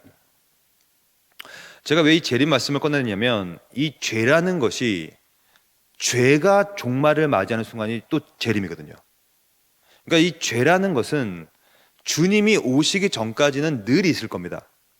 우리 삶은 더 망가뜨릴 것이고, 하지만 주님이 오실 때 그분 어떻게 오시냐? 볼지어다 그가 구름을 타고 오시리라. 여러분, 근데 이거 근두운 아닙니다. 이거 손오공 아닙니다. 이거 제가 지금 이제 우리 합동적 교단 하나바이블 제가 감수도 하고 집필도 하고 있는데요, 이 주일학교 교재를 보면 예수님이 손오공처럼 그려놔요. 구름 타고 군두운 타고. 군두운 타고 안 오십니다, 그리스도는. 이게 왜 그러냐면 여러분, 이게 구름을 타고 온다는 얘기가 구름이 갖고 있는 상징적인 의미가 중요한 것이죠. 여러분, 구약 성경 때부터 구름은 뭘 지칭했습니까? 여호와의 영광스러운 임재를 지칭하는 겁니다. 그래서 원래 구약 성막이라는 장막 가운데는 늘 구름이 가득했고요. 그래서 구름과 함께 온다는 것은 손오공처럼 군둔 타고 오는 것이 아니라 여호와의 영광스러운 현현, 그 놀라운 영광스러운 임재를 뜻하는 거예요. 임재와 함께 영광스럽게 오실 것이다. 근데 중요한 것은 볼지어다 각 사람의 눈이 그를 보겠고, 본다는 개념이 계속 등장하고 있어요. 왜 본다고 얘기하나? 찌른 자도 볼 것이요. 본다는 표현이 3번이 나오는데요, 이 본다는 개념은 뭐냐면 그리스도께서는 뭘 갖고 오시냐면 부활체를 갖고 오세요. 그래서 실제로 예수님께 승천하실 때 천사가 옆에서 야 너희들 갈릴리 사람들아 너희들 왜 울고 있냐, 저분은 그 올라간 그 모습 그대로 내려오실 것이다. 이게 뭐냐면 부활체를 갖고 내려오실 것이다. 부활체가 뭐냐면 죄를 극복한 몸입니다. 그러니까 그리스도가 부활체, 이것을 가시적 부활체라고 불러요. 보이니까 직접 보게 돼. 우리가 그의 면류관 자국, 십자가에 박힌 자국, 또한 창자국을 다 보게 될 거란 말이에요. 그것을 본다는 이유는 뭐냐면 드디어 죄를 극복한 승리자를 바라보게 되는 것이고, 그걸 바라보는 순간 우리도 부활하게 됨을 통하여 우리도 죄를 극복하게 됩니다. 그게 재림의 특성이거든요. 직접 보게 돼요. 그를 보게 되겠고 그를 찌른 자들도 볼 것이요. 그러면 찌른 자들이 예수를 본다는 얘기는 그들이 부활한다는 뜻이겠죠. 즉 십자가에다가 예수님을 못 박은 그 로마 병정, 그 십자가 위에서 예수님을 목 옆구리에다가 창을 찌른 그 병정이 있을 거 아닙니까? 그 병정도 예수님이 오시면 부활을 하게 됩니다. 이것을 보편적 부활이라고 불러요. 모두 다 부활해요. 모두 다. 그래서 그를 찌른 자들도 그를 보고 땅에 있는 모든 족속도 그를 봐요. 그래서 여러분, 저의 간절한 기도 제목 중에 하나가 뭐냐면 제가 살아있을 때 주여 오시옵소서. 뭐 아멘도 없고 그냥 뭐 왜 그러냐면 그 이유가 있어요. 제가 죽고 나서 주님이 오시면 제가 죽음을 경험한 채 나중에 부활을 경험하게 되겠죠. 그것도 아주 뭐 귀한 것이죠. 영광스러운 것이죠. 하지만 제가 살아있을 때 주님이 오시면 우리가 살아있는 상태에서 내 몸이 변화되는 걸 내가 보게 됩니다. 저는 이걸 보고 싶다는 거예요. 여러분들 안 보고 싶어요? 뭐 관심도 없고 여러분 생각해봐요. 죽은 상태에서 부활하는 것도 좋아요. 그러나 살아있을 때 주님이 오시면요, 내가 부활하는 걸 내가 보게 된다니까요. 호련히 변화되는 걸. 이걸 저는 보고 싶어요, 솔직히. 그리고 그 보면 땅에 있는 모든 족속이 그로 말미암아 애곡한다. 그러면 재림 때의 분위기는 어떨까요? 재림 때의 분위기는요, 아마도 눈물바다가 될 겁니다. 왜냐? 예수를 믿지 않은 사람들은 이제 자신이 영원 멸망을 당할 것을 다 알아요. 왜냐하면 심판대 앞에 서서, 백보자 심판대. 근데 백보자 하얀색 아닙니다. 요한계시록은 다 상징적 해석해야 돼요. 왜냐하면 백보자는 순결함을 상징하는 것이지 하얀색 보자가 아니란 말이에요. 그래서 백보자 심판, 정결한 심판대 앞에서 심판을 하시는데 바로 형벌을 다 준단 말이에요. 그러면 예수를 믿지 않은 사람은 자신이 형벌을 받을 것을 심판을 받기 때문에 아마 슬피 울며 이를 갈 겁니다. 왜냐하면 이렇게 하는 거죠. 그때 내가 진짜 예수 믿을 걸. 우리 아빠 엄마 그렇게 나한테 얘기했는데 내가 예수를 안 믿었네. 이렇게 슬피 울며 애곡할 겁니다. 그러면 신자들은요, 여러분과 저 같은 경우에는 우리도 백보자 심판대 앞에 섭니다. 모두 다 서요, 보편적으로. 그러나 서는 이유가 달라요. 예수 밖에 있는 사람들, 그 말은 우리가 배운 것처럼 죄책이 해결되지 않은 사람들은 자신이 지은 모든 죄의 책임을 다 져야 돼, 자기가. 그러니까 슬피 우는 거예요. 근데 예수 안에 있는 사람에게는 결코 정죄함이 없기 때문에 죄책을 묻지 않아요. 그럼 생각해 보세요. 부활을 한다는 건 뭐냐면 우리가 영화화된다는 거예요. 영화화된다는 건 뭐냐면 우리의 지정의가 열린다는 겁니다. 그래서 우리의 지성이 회복되고 감정과 의지가 다 회복돼 버린다는 거예요. 영화돼 버리니까. 그 말은 마치 아담이 타락 전에 모든 동식물의 이름을 다 저어버린 것처럼, 그 정도로 지적으로 뛰어난 것처럼 부활을 하게 되면 이제 우리 인생 가운데 했던 모든 일을 싹 다 기억하게 돼요. 좋은 일, 나쁜 일, 내가 지었던 모든 것들을. 그것을 성경에서는 모든 것을 깨닫게 생각나게 된다. 근데 생각해봐요. 내가 지은 죄가 다 떠오르는 거예요. 근데 내가 예수 안에 있었다는 이유로 나에게 죄의 책임을 묻지 않는 거예요. 그럼 여러분 어떤 마음이 들까요? 아마 감사와 감격 때문에 엄청나게 울 겁니다. 내가 이렇게 죄인인데 예수를 믿었기 때문에 나는 영원 형벌이 아니라 영생을 받게 되는 그 자리. 아마 제가 볼 때는요, 재림 때 아마 난리가 날 거예요. 엄청난 감격의 눈물과 더불어 이 고통하는 애곡이 흘러넘칠 것입니다. 마태복음에 이런 말이 나와요. 그때에 인자의 징조가 하늘에서 보이겠고, 이 징조를 파루시아라고 하는데요, 분명히 있습니다. 말세의 징조들, 7대접들이 막 부어지죠. 그게 다 징조인데요, 우리가 앞으로 다다다다다음에 종말론을 배울 때 배울 겁니다. 그때에 땅의 모든 족속들이 통곡합니다. 왜 통곡하냐면 둘 중에 하나예요. 죄악이 낱낱이 다 까발려지기 때문에 죄책을 다 자기가 보응을 하든지, 아니면 그리스도 안에서 죄책을 없다고 인정받아서 통곡하든지. 그들이 인자가 구름을 타고 나와 있어요. 구름을 탄다는 내용에 대한 부연 설명인데요, 능력과 큰 영광, 이게 구름의 상징적인 행위예요. 그리고 나팔 소리, 나팔 소리는 뭐냐면 승전가를 뜻해요. 즉 초림은 죽기 위해서 오시는 거고, 재림은 영광스러운 승리자로 옵니다. 그래서 요한계시록은요, 1세기 팔레스타인 지역 반모섬에서 요한 사도가 환상을 본 겁니다. 대부분 다 환상을 봤어요. 아니면 직통계시를 봤거나.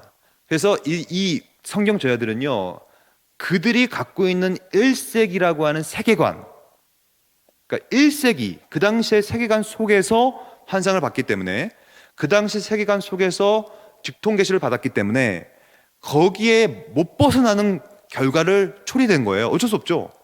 그래서 그 당시에 이게 보세요, 막 구름 타고 오고 흰 말 타고 오고 막 이런 말이 나와요. 승전가가 오고. 왜 그러냐면 로마 시대 때 로마 백성들이, 군인들이 정복 전쟁을 하고 돌아올 때는 흰 말 타고 왔거든요.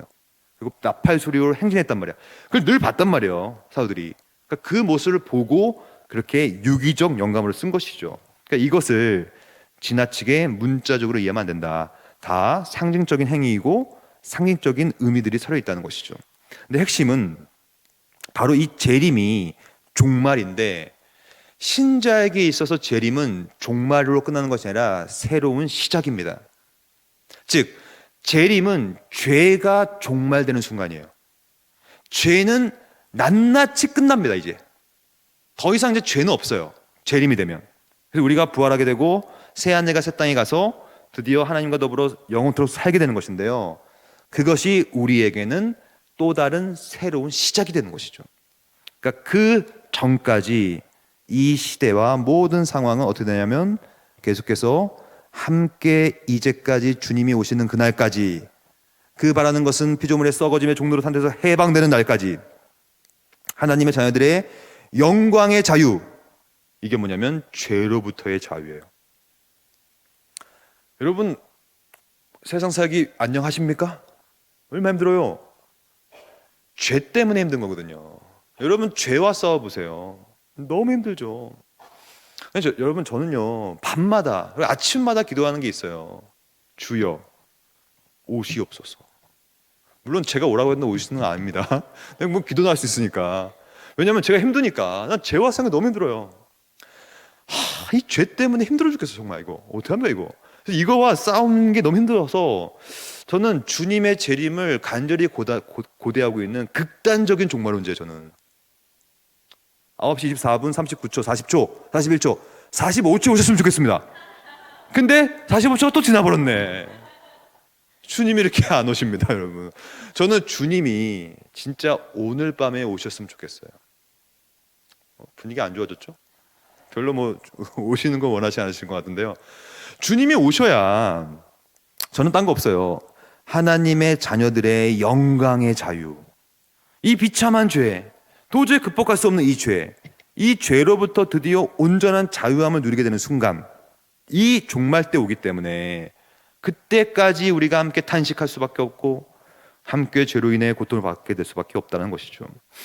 그럼 이 내용을 가지고 우리가 좀 더 볼 텐데요, 그러면 이 죄 때문에 어떻게 됐는가? 죄 때문에요, 세상이 너무나 망가졌어요. 죄가 들어오고 나서 창세기 4장에 가면요, 아주 유명한 말이 나오죠. 가인이 여호와 앞을 떠나라는 표현이 나와요. 여호와 앞을 떠나고 나서 그 다음에 나오는 것이 뭐냐면 두발가인이 나오고 무기 만들고 기구 만들고 라멕이 나오고 라멕이 나와서 나는 누구를 죽였다 막 죽음 살인을 예찬하고 있고요. 심지어 뭐 자기는 소년까지 죽였다고 하면서 소년 이 죽이는 것을 막 그냥 예찬하고 있는 전쟁이 시작된 것이죠. 전쟁은 급속도로 시작되었어요. 왜냐하면 그냥 가인이 그냥 아벨을 쳐 죽여버립니다. 전쟁이 시작이죠. 그냥 전쟁이 난리가 나요. 지금도 아직까지. 야, 이 팔레스타인 이거 어떡합니까 이거? 이게 막 전쟁이 나고 있는 거예요 지금.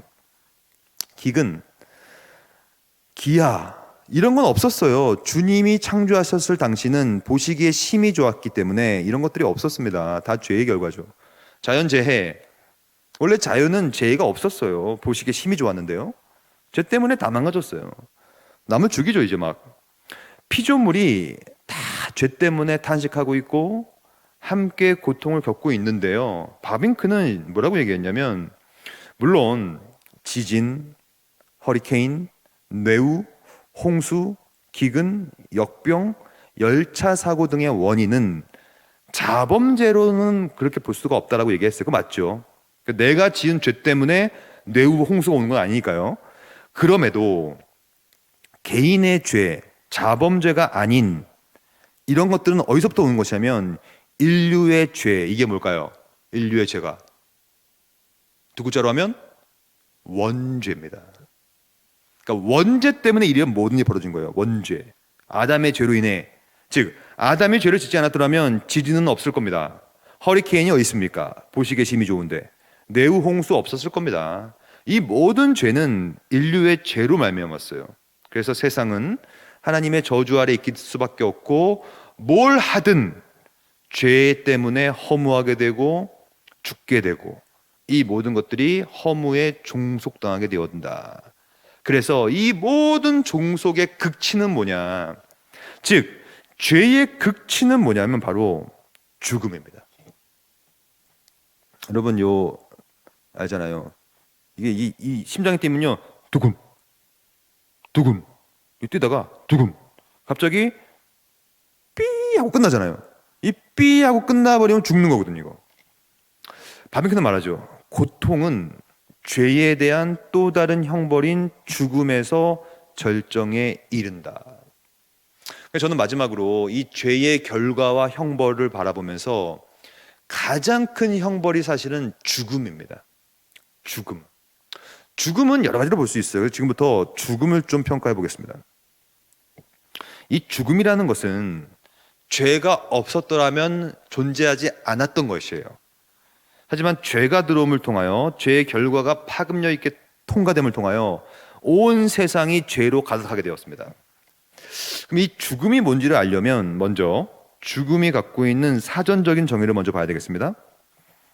죽음에 대해서 영어 사전을 살펴봤더니 The act of dying, 죽는 그 행위예요. 임종 행위. The end of life, 삶의 마지막. The total, 완벽한, 어떤 permanent한, 영구적인 cessation, 완전 중단이에요. Of all vital functions of the organ. 이게 뭐냐면 모든 살아있는 것들에 대한 핵심적인 기능들이 중단되는 것. 이게 죽음이에요. 이 죽음을 사전적인 정의지만 이것은 우리의 전인에 미쳐요. 영적으로, 또한 육체적으로, 영혼에, 감정적으로. 그래서 우리 삶의 모든 것들이 멈추는 그곳. 근데 이것이 바로 이제 죽음에 대한 사전적 정의인데요. 근데 이 죽음에 대해서는요, 성경은 너무나 많은 말을 하고 있어요. 그래서 죽음에 대한 성경적인 정의를 좀 보려고 합니다.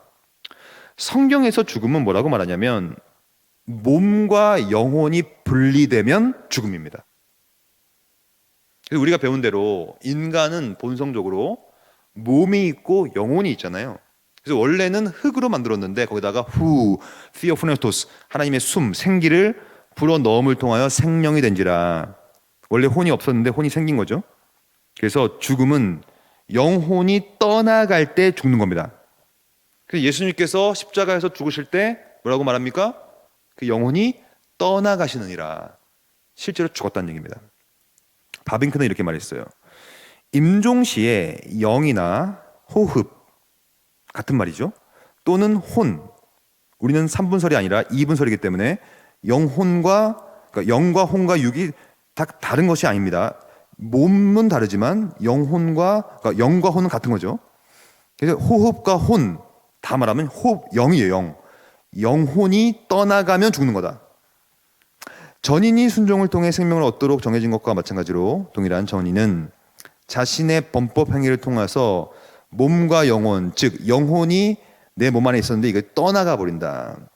네, 여러분, 영혼이 우리 몸에 어디 있는지를 알 수 있어요, 없어요? 그래서 여러분, 많은 과학자들이, 생명과학자들이요, 이걸 많이 연구했어요.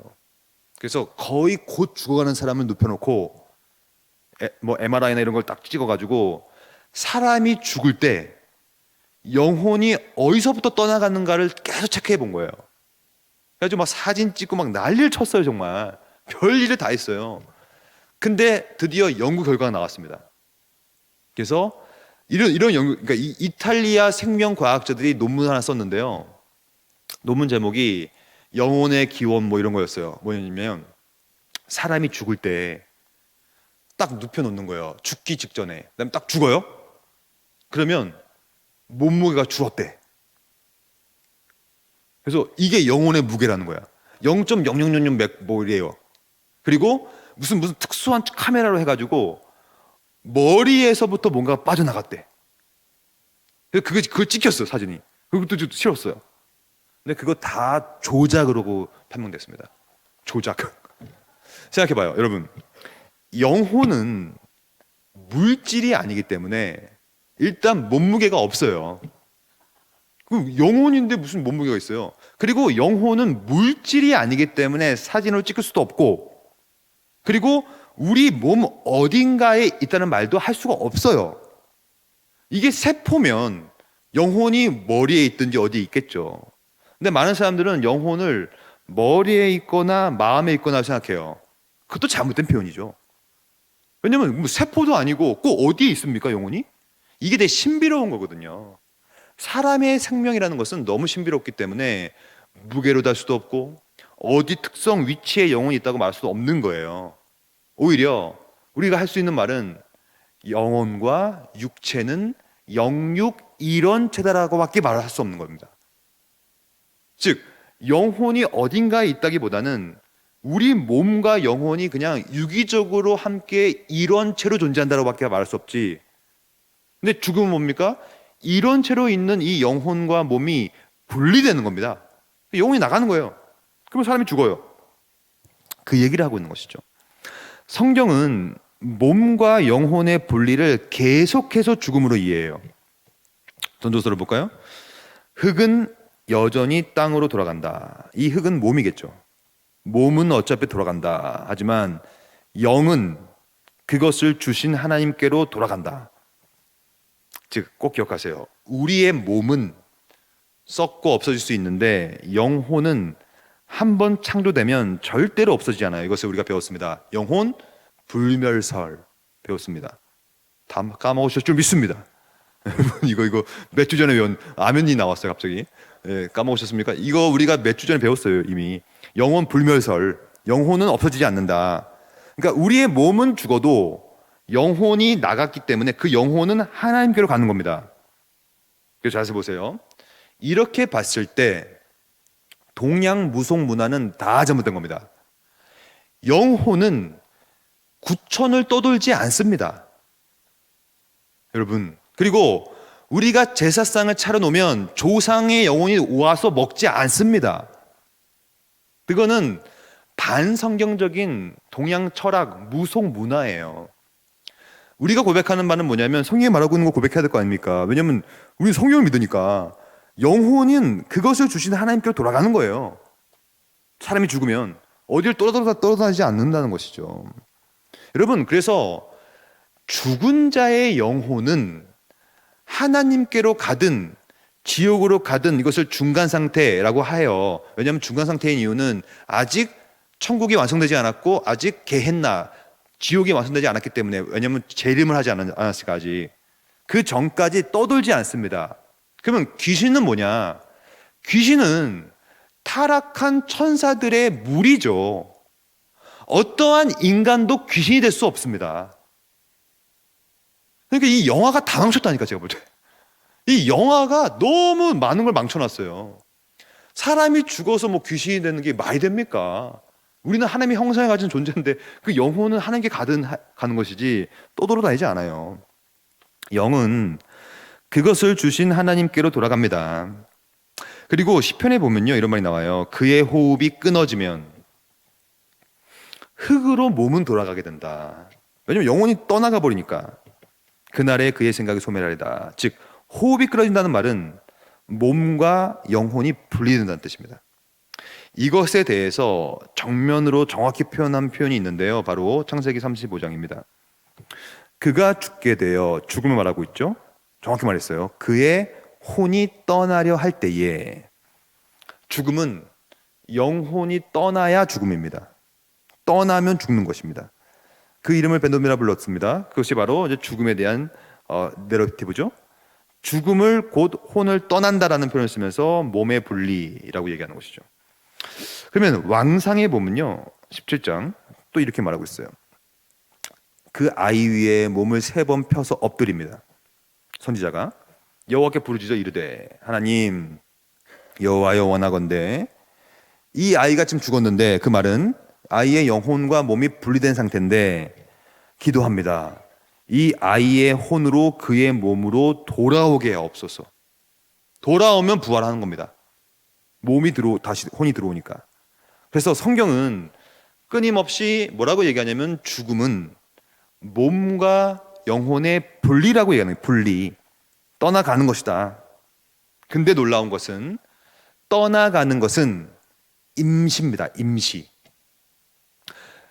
몇 달 전에 저희 친할머니가 돌아가셨어요. 99세의 나이로. 그러면 저희 할머니의 영혼은 지금 떠나갔어요. 우리 할머니의 몸으로. 우리 할머니의 몸은 지금 다 화장해서 뿌렸어요. 저기 고향에 가서. 그러면 우리 할머니의 몸은요, 지금 전 세계 어딘가에 지금 퍼져 있을 겁니다. 맞죠? 가루가 됐으니까. 맞죠? 그러면 우리 할머니의 영혼은 어디 있는가? 우리 할머니의 영혼은 지금 중간 상태에 계시겠죠. 그 중간 상태는 뭐냐면 주님이 오시기 전까지 있는 처소인데, 그것을 뭐라고 하냐면 낙원 혹은 천국 혹은 하늘이란 말도 써요. 왜 그런 말을 쓰냐면 영혼만 임시로 가 있거든요. 주님이 오시기 전까지만 있는 곳이에요. 근데 곧이라는 표현도 맞지 않죠. 왜냐하면 영혼은 장소 개념이 없으니까. 하지만 어쩔 수 없이 쓰는 표현입니다. 그래서 이것을 곧이라는 말을 쓰지 않기 위하여 신학에서는 중간 상태란 말을 쓰는 거예요. 중간 상태. 주님이 오시기 전까지 중간에 위치하는 상태. 우리 할머니의 영혼은 지금 중간 상태에 계시겠습니다. 그러면 언제가 될지 모르겠지만, 저는 그날이 빨리 왔으면 좋겠지만, 주님이 언제가 올지 모르잖아요. 주님이 오시면 이제 전 세계에 흩어졌던 우리 할머니의 몸은 하나님께서 다시 이것을 재창조합니다.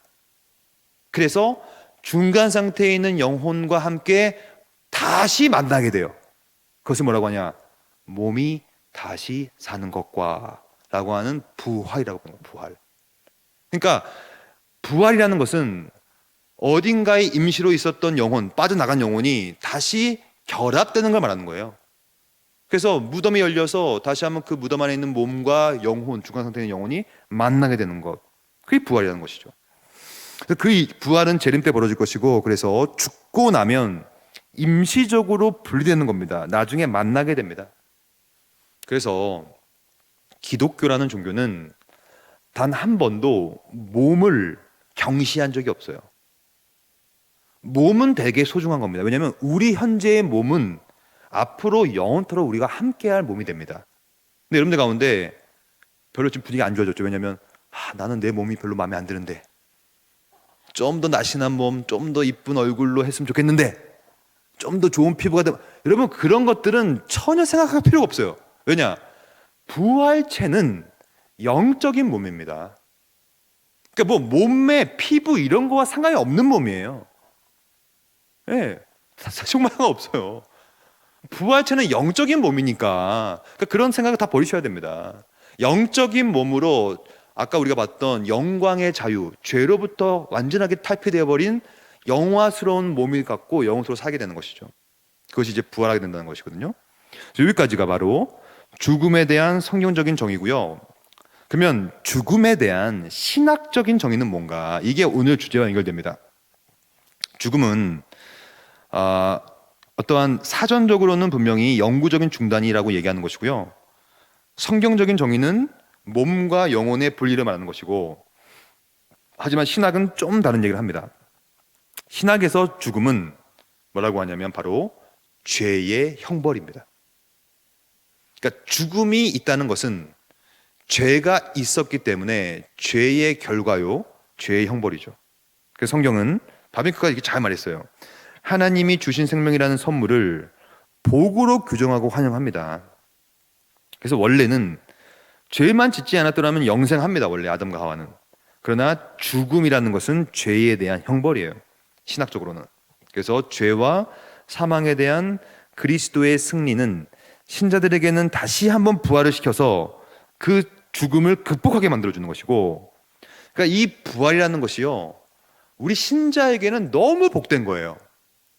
죽음도 극복되어지고 영화되어서 영원토록 새하늘과 새 땅에 들어가는 것이니까. 하지만 이 부활이 믿지 않은 사람들에게는 가장 고통스러운 것입니다.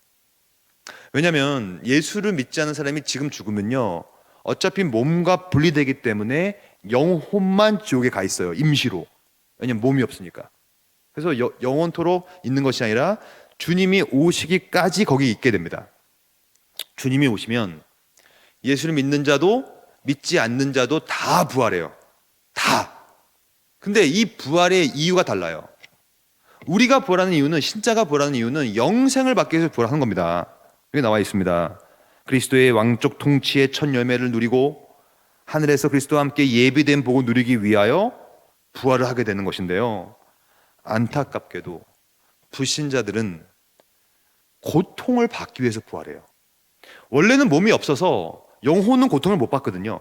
육체적인 고통을. 근데 드디어 부활을 함을 통하여 이제 전인적인 고통을 받으려고 이제 지옥에 들어가게 되는 것이죠. 끔찍한 겁니다, 이거. 사실 로마서에 보면요, 죄의 삭은 그러므로 사망이다. 예수 안에 있는 사람은 그러나 이 죄의 삭을, 사망을 극복하기 때문에 영생은 누리게 된다. 여러분, 그래서 이런 내용을 좀 잘 익히시고 다시 한번 여러분들 가운데 복음의 영혼에 대한, 그러니까 믿지 않는 사람들에 대한 그런 구령의 열정이 좀 피어올라야 돼요. 그러니까 내가 믿지 않는 사람들을 향하여, 또 우리 엄마 아빠 아직 예수를 안 믿으시는 분이 있다면 정말 이거 큰일 나요. 이거 어떡합니까? 이거 부활해가지고 영원한 고통을 들어가는 것, 이거 얼마나 끔찍해요. 빨리 복음을 전함을 통하여서 바로 죄의 삭은 사망을 해결할 수 있도록 우리가 도움을 줘야 된다. 여러분, 때를 얻든지 못 얻든지 복음을 늘 전해야 돼요. 그래야 이 복음을 듣고 죄책을 사할 수 있는 속죄를 받기 때문에 그렇습니다. 그럼 마지막으로 이 모든 내용을, 특별히 오늘 내용도 그렇고요, 우리가 이제 한 학기 동안 배웠던 이 인간론, 이 내용을 한번 이제 적용하려고 합니다. 좀 마무리하려고 하는데요, 우리는 지금 막 배우고 있는 게 아니라 다 이렇게 신학적인 순서를 가지고 배우고 있습니다. 우리가 이제 저번 학기에는 신론, 하나님에 대해서 배웠어요. 왜냐하면 그것이 신학의 시작이니까요. 그래서 하나님이 누구신가? 하나님은 창조주시다. 그 창조주가 하신 일이 뭐냐? 창조다. 그 창조 중에 가장 중요한 게 뭐다? 인간을 만든 거다. 그래서 우리는 이번 학기에는 인간론을 공부했습니다. 그래서 인간론의 시작은 참 좋아요. 하나님께서 사람을 만들고 보시기에 심히 좋았다고 말씀해 주시고 언약을 맺어 주시고 또 계속 영혼을 가꾸게 만들어 주셔서 살아가고 있는데, 문제는 그 인간이 타락을 해버렸던 거예요. 그래서 우리가 배운 대로 인간의 자유 선택 의지를 가지고 그것이 작용인이 되어서 자신이 스스로 죄를 지음을 통하여 타락을 하게 되어버렸어요. 그래서 그 타락의 결과 보편적인 파급과 죄책과 보유형과 보패와 사망이 우리 가운데 가득해졌다. 그래서 여러분, 인간론을 제대로 공부하지 않으면 그 다음으로 나갈 수가 없어요. 왜냐하면 오늘 배운 대로, 아닌데요? 저는 꽤 괜찮은데요? 저는요, 크게 죄인이 아닌 것 같습니다. 내 안에 있는 내부적인 의가 있고, 내 안에 있는 걸로 열심히 하면 될 것 같고, 그러면 이제 우리가 다음에 배우게 될 기독론은 필요가 없습니다. 은혜가 필요 없어요. 진짜 은혜는 내가 밑바닥을 쳐서 나는 정말로 비참한 인간이구나를 깨달을 때만이 그것을 회심이라 불러요. 그렇게 내가 회개해야만이 그리스도를 믿게 되는 것이죠. 나의 죄임됨을 깨닫고. 그래서 우리가 다음에는 기독론을 배우게 돼요. 기독론은 나 같은 죄인을 구속해 주신 그리스도가 누구시고 그분이 나를 위해서 어떤 일을 하셨는가를 배우는 학문입니다. 그래서 이것은 우리가 만약에 주님이 재림하지 않는다면, 2024년 4월 달까지 주님이 재림하지 않는다면 제가 또다시 와서 기독론을 6주를 할 겁니다. 근데 저는 간절히 소망하기를 제가 이 기독론을 하지 않기를 소망합니다. 주님이 오셔야 되니까. 주님이 2023년 안에 오셨으면 좋겠다 라는 강력한 소망을 저는 갖고 있고요. 그러나 그 하나님의 이제 때가 되면 이제 될 거니까, 그렇지 않은 한 제가 다시 와서 기독론 6주를 할 겁니다. 그래서 그리스도가 누구시고 이분이 왜 필요하며 이런 내용을 배우고요. 기독론을 통과해야만 구원을 받을 수가 있어요.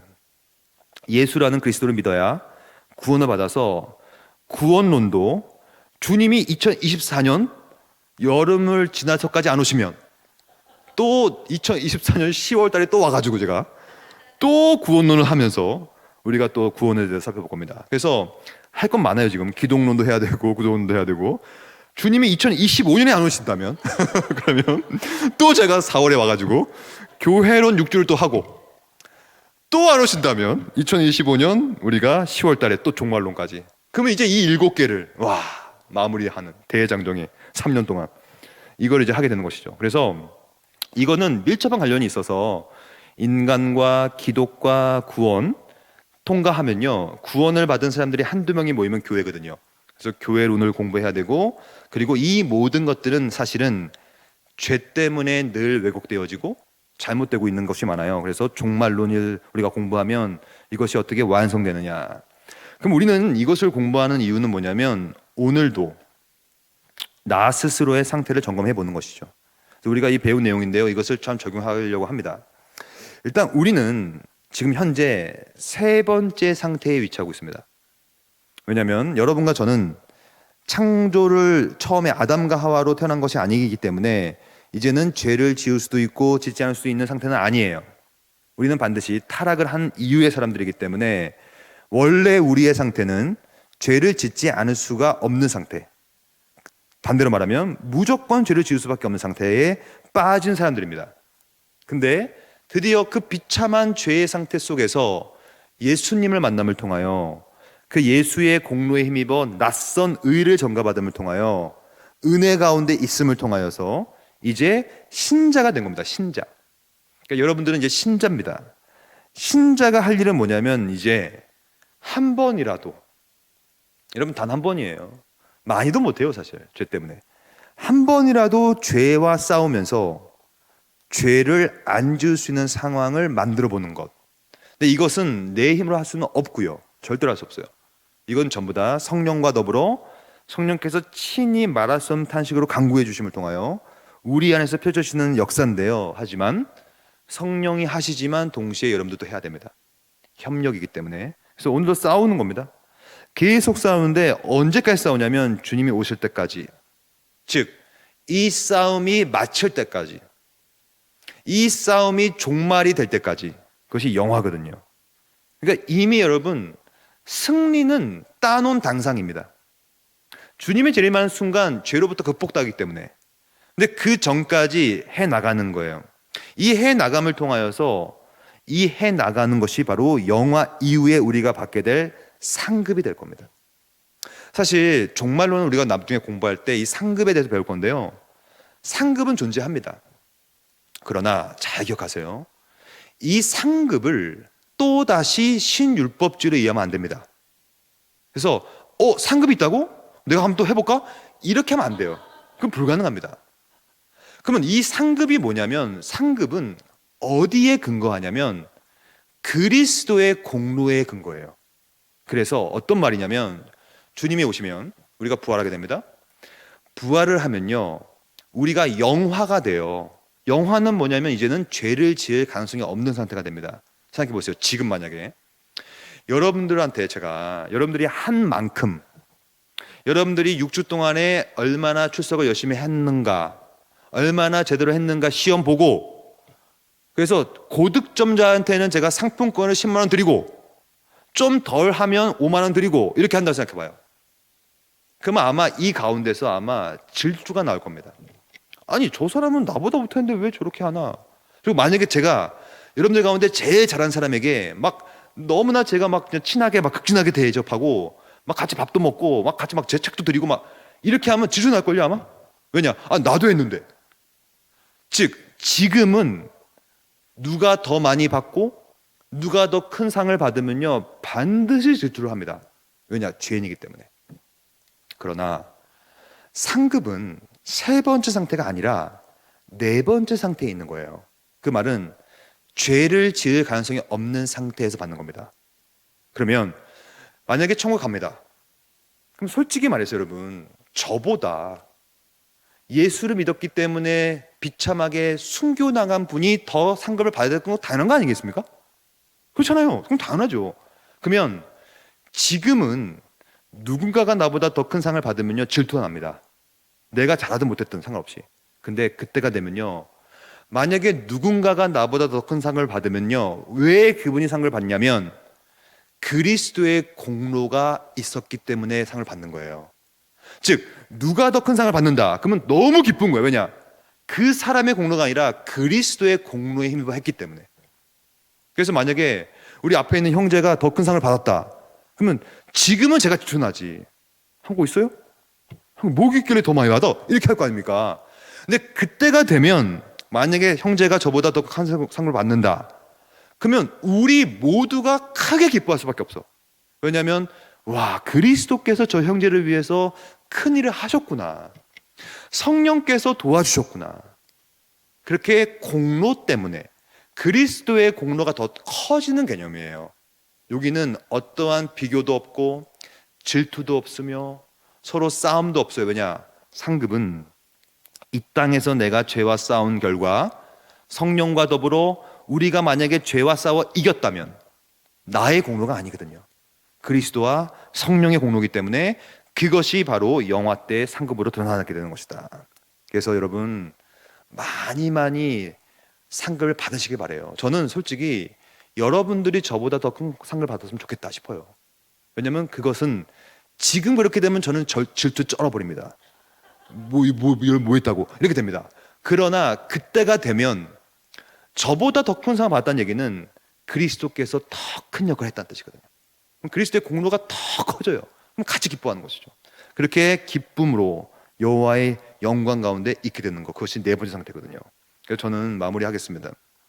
저는 여러분들이 이 세 번째 상태 속에 우리가 살고 있기 때문에 최소한 인간론을 배웠고 이제 다음에는 구원론을 배울 건데요. 기독론을 배울 건데요.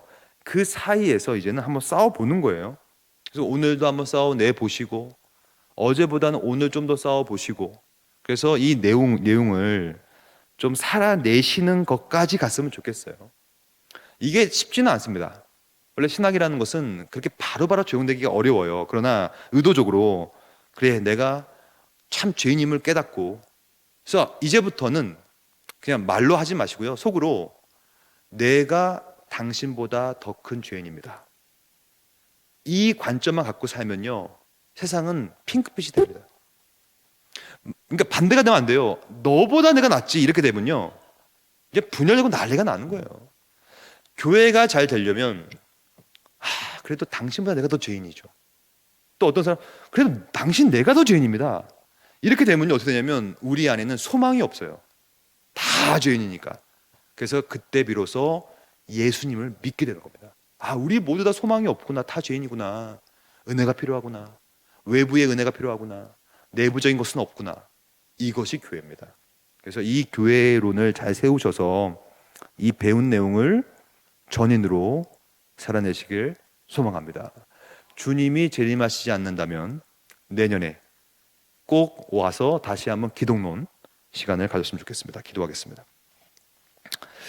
하나님 감사합니다. 오늘 우리가 6주간의 대장정을 마치고 이제 인간론을 마무리했습니다. 마무리한 것은 중요한 것은 아닙니다. 오히려 배운 내용을 내가 이제 얼마나 인간 본성의 세 번째 상태 속에서 살아갈 것인지가 중요합니다. 오늘도 내 안에 있는 자기 의와 싸우게 하시고, 오늘 내 안에 있는 신율법주의와 싸우게 하시고, 자기 공로와 자기 보상 심리와 비교 의식과 싸우게 하셔서 오늘도 나의 죄악됨을 깨닫고 오직 은혜만이 필요하다, 외부적으로 필요한 의, 낯선 의가 나한테 들어와야 된다는 생각만 품고 앞으로 나아갈 수 있는 우리 모두가 될 수 있도록 인도하여 주시옵소서. 주님이 오시기 전까지 어제보다는 오늘보다는 내일 좀 더 싸워내게 하셔서 그 싸움이 그리스도의 공로에 힘입어 싸웠기 때문에 앞으로 그리스도의 공로에 근거한 많은 상급을 누림을 통하여 영원토록 그 공로와 더불어 살아갈 수 있는 우리 모두가 될 수 있도록 인도하여 주시옵소서. 이 자리에 모인 한 분 한 분 인생을 책임져 주시고 그 인생 가운데 이 배운 신앙 내용이 뿌리 내려서 많은 열매 맺는 우리 모두가 될 수 있도록 인도하여 주시옵소서.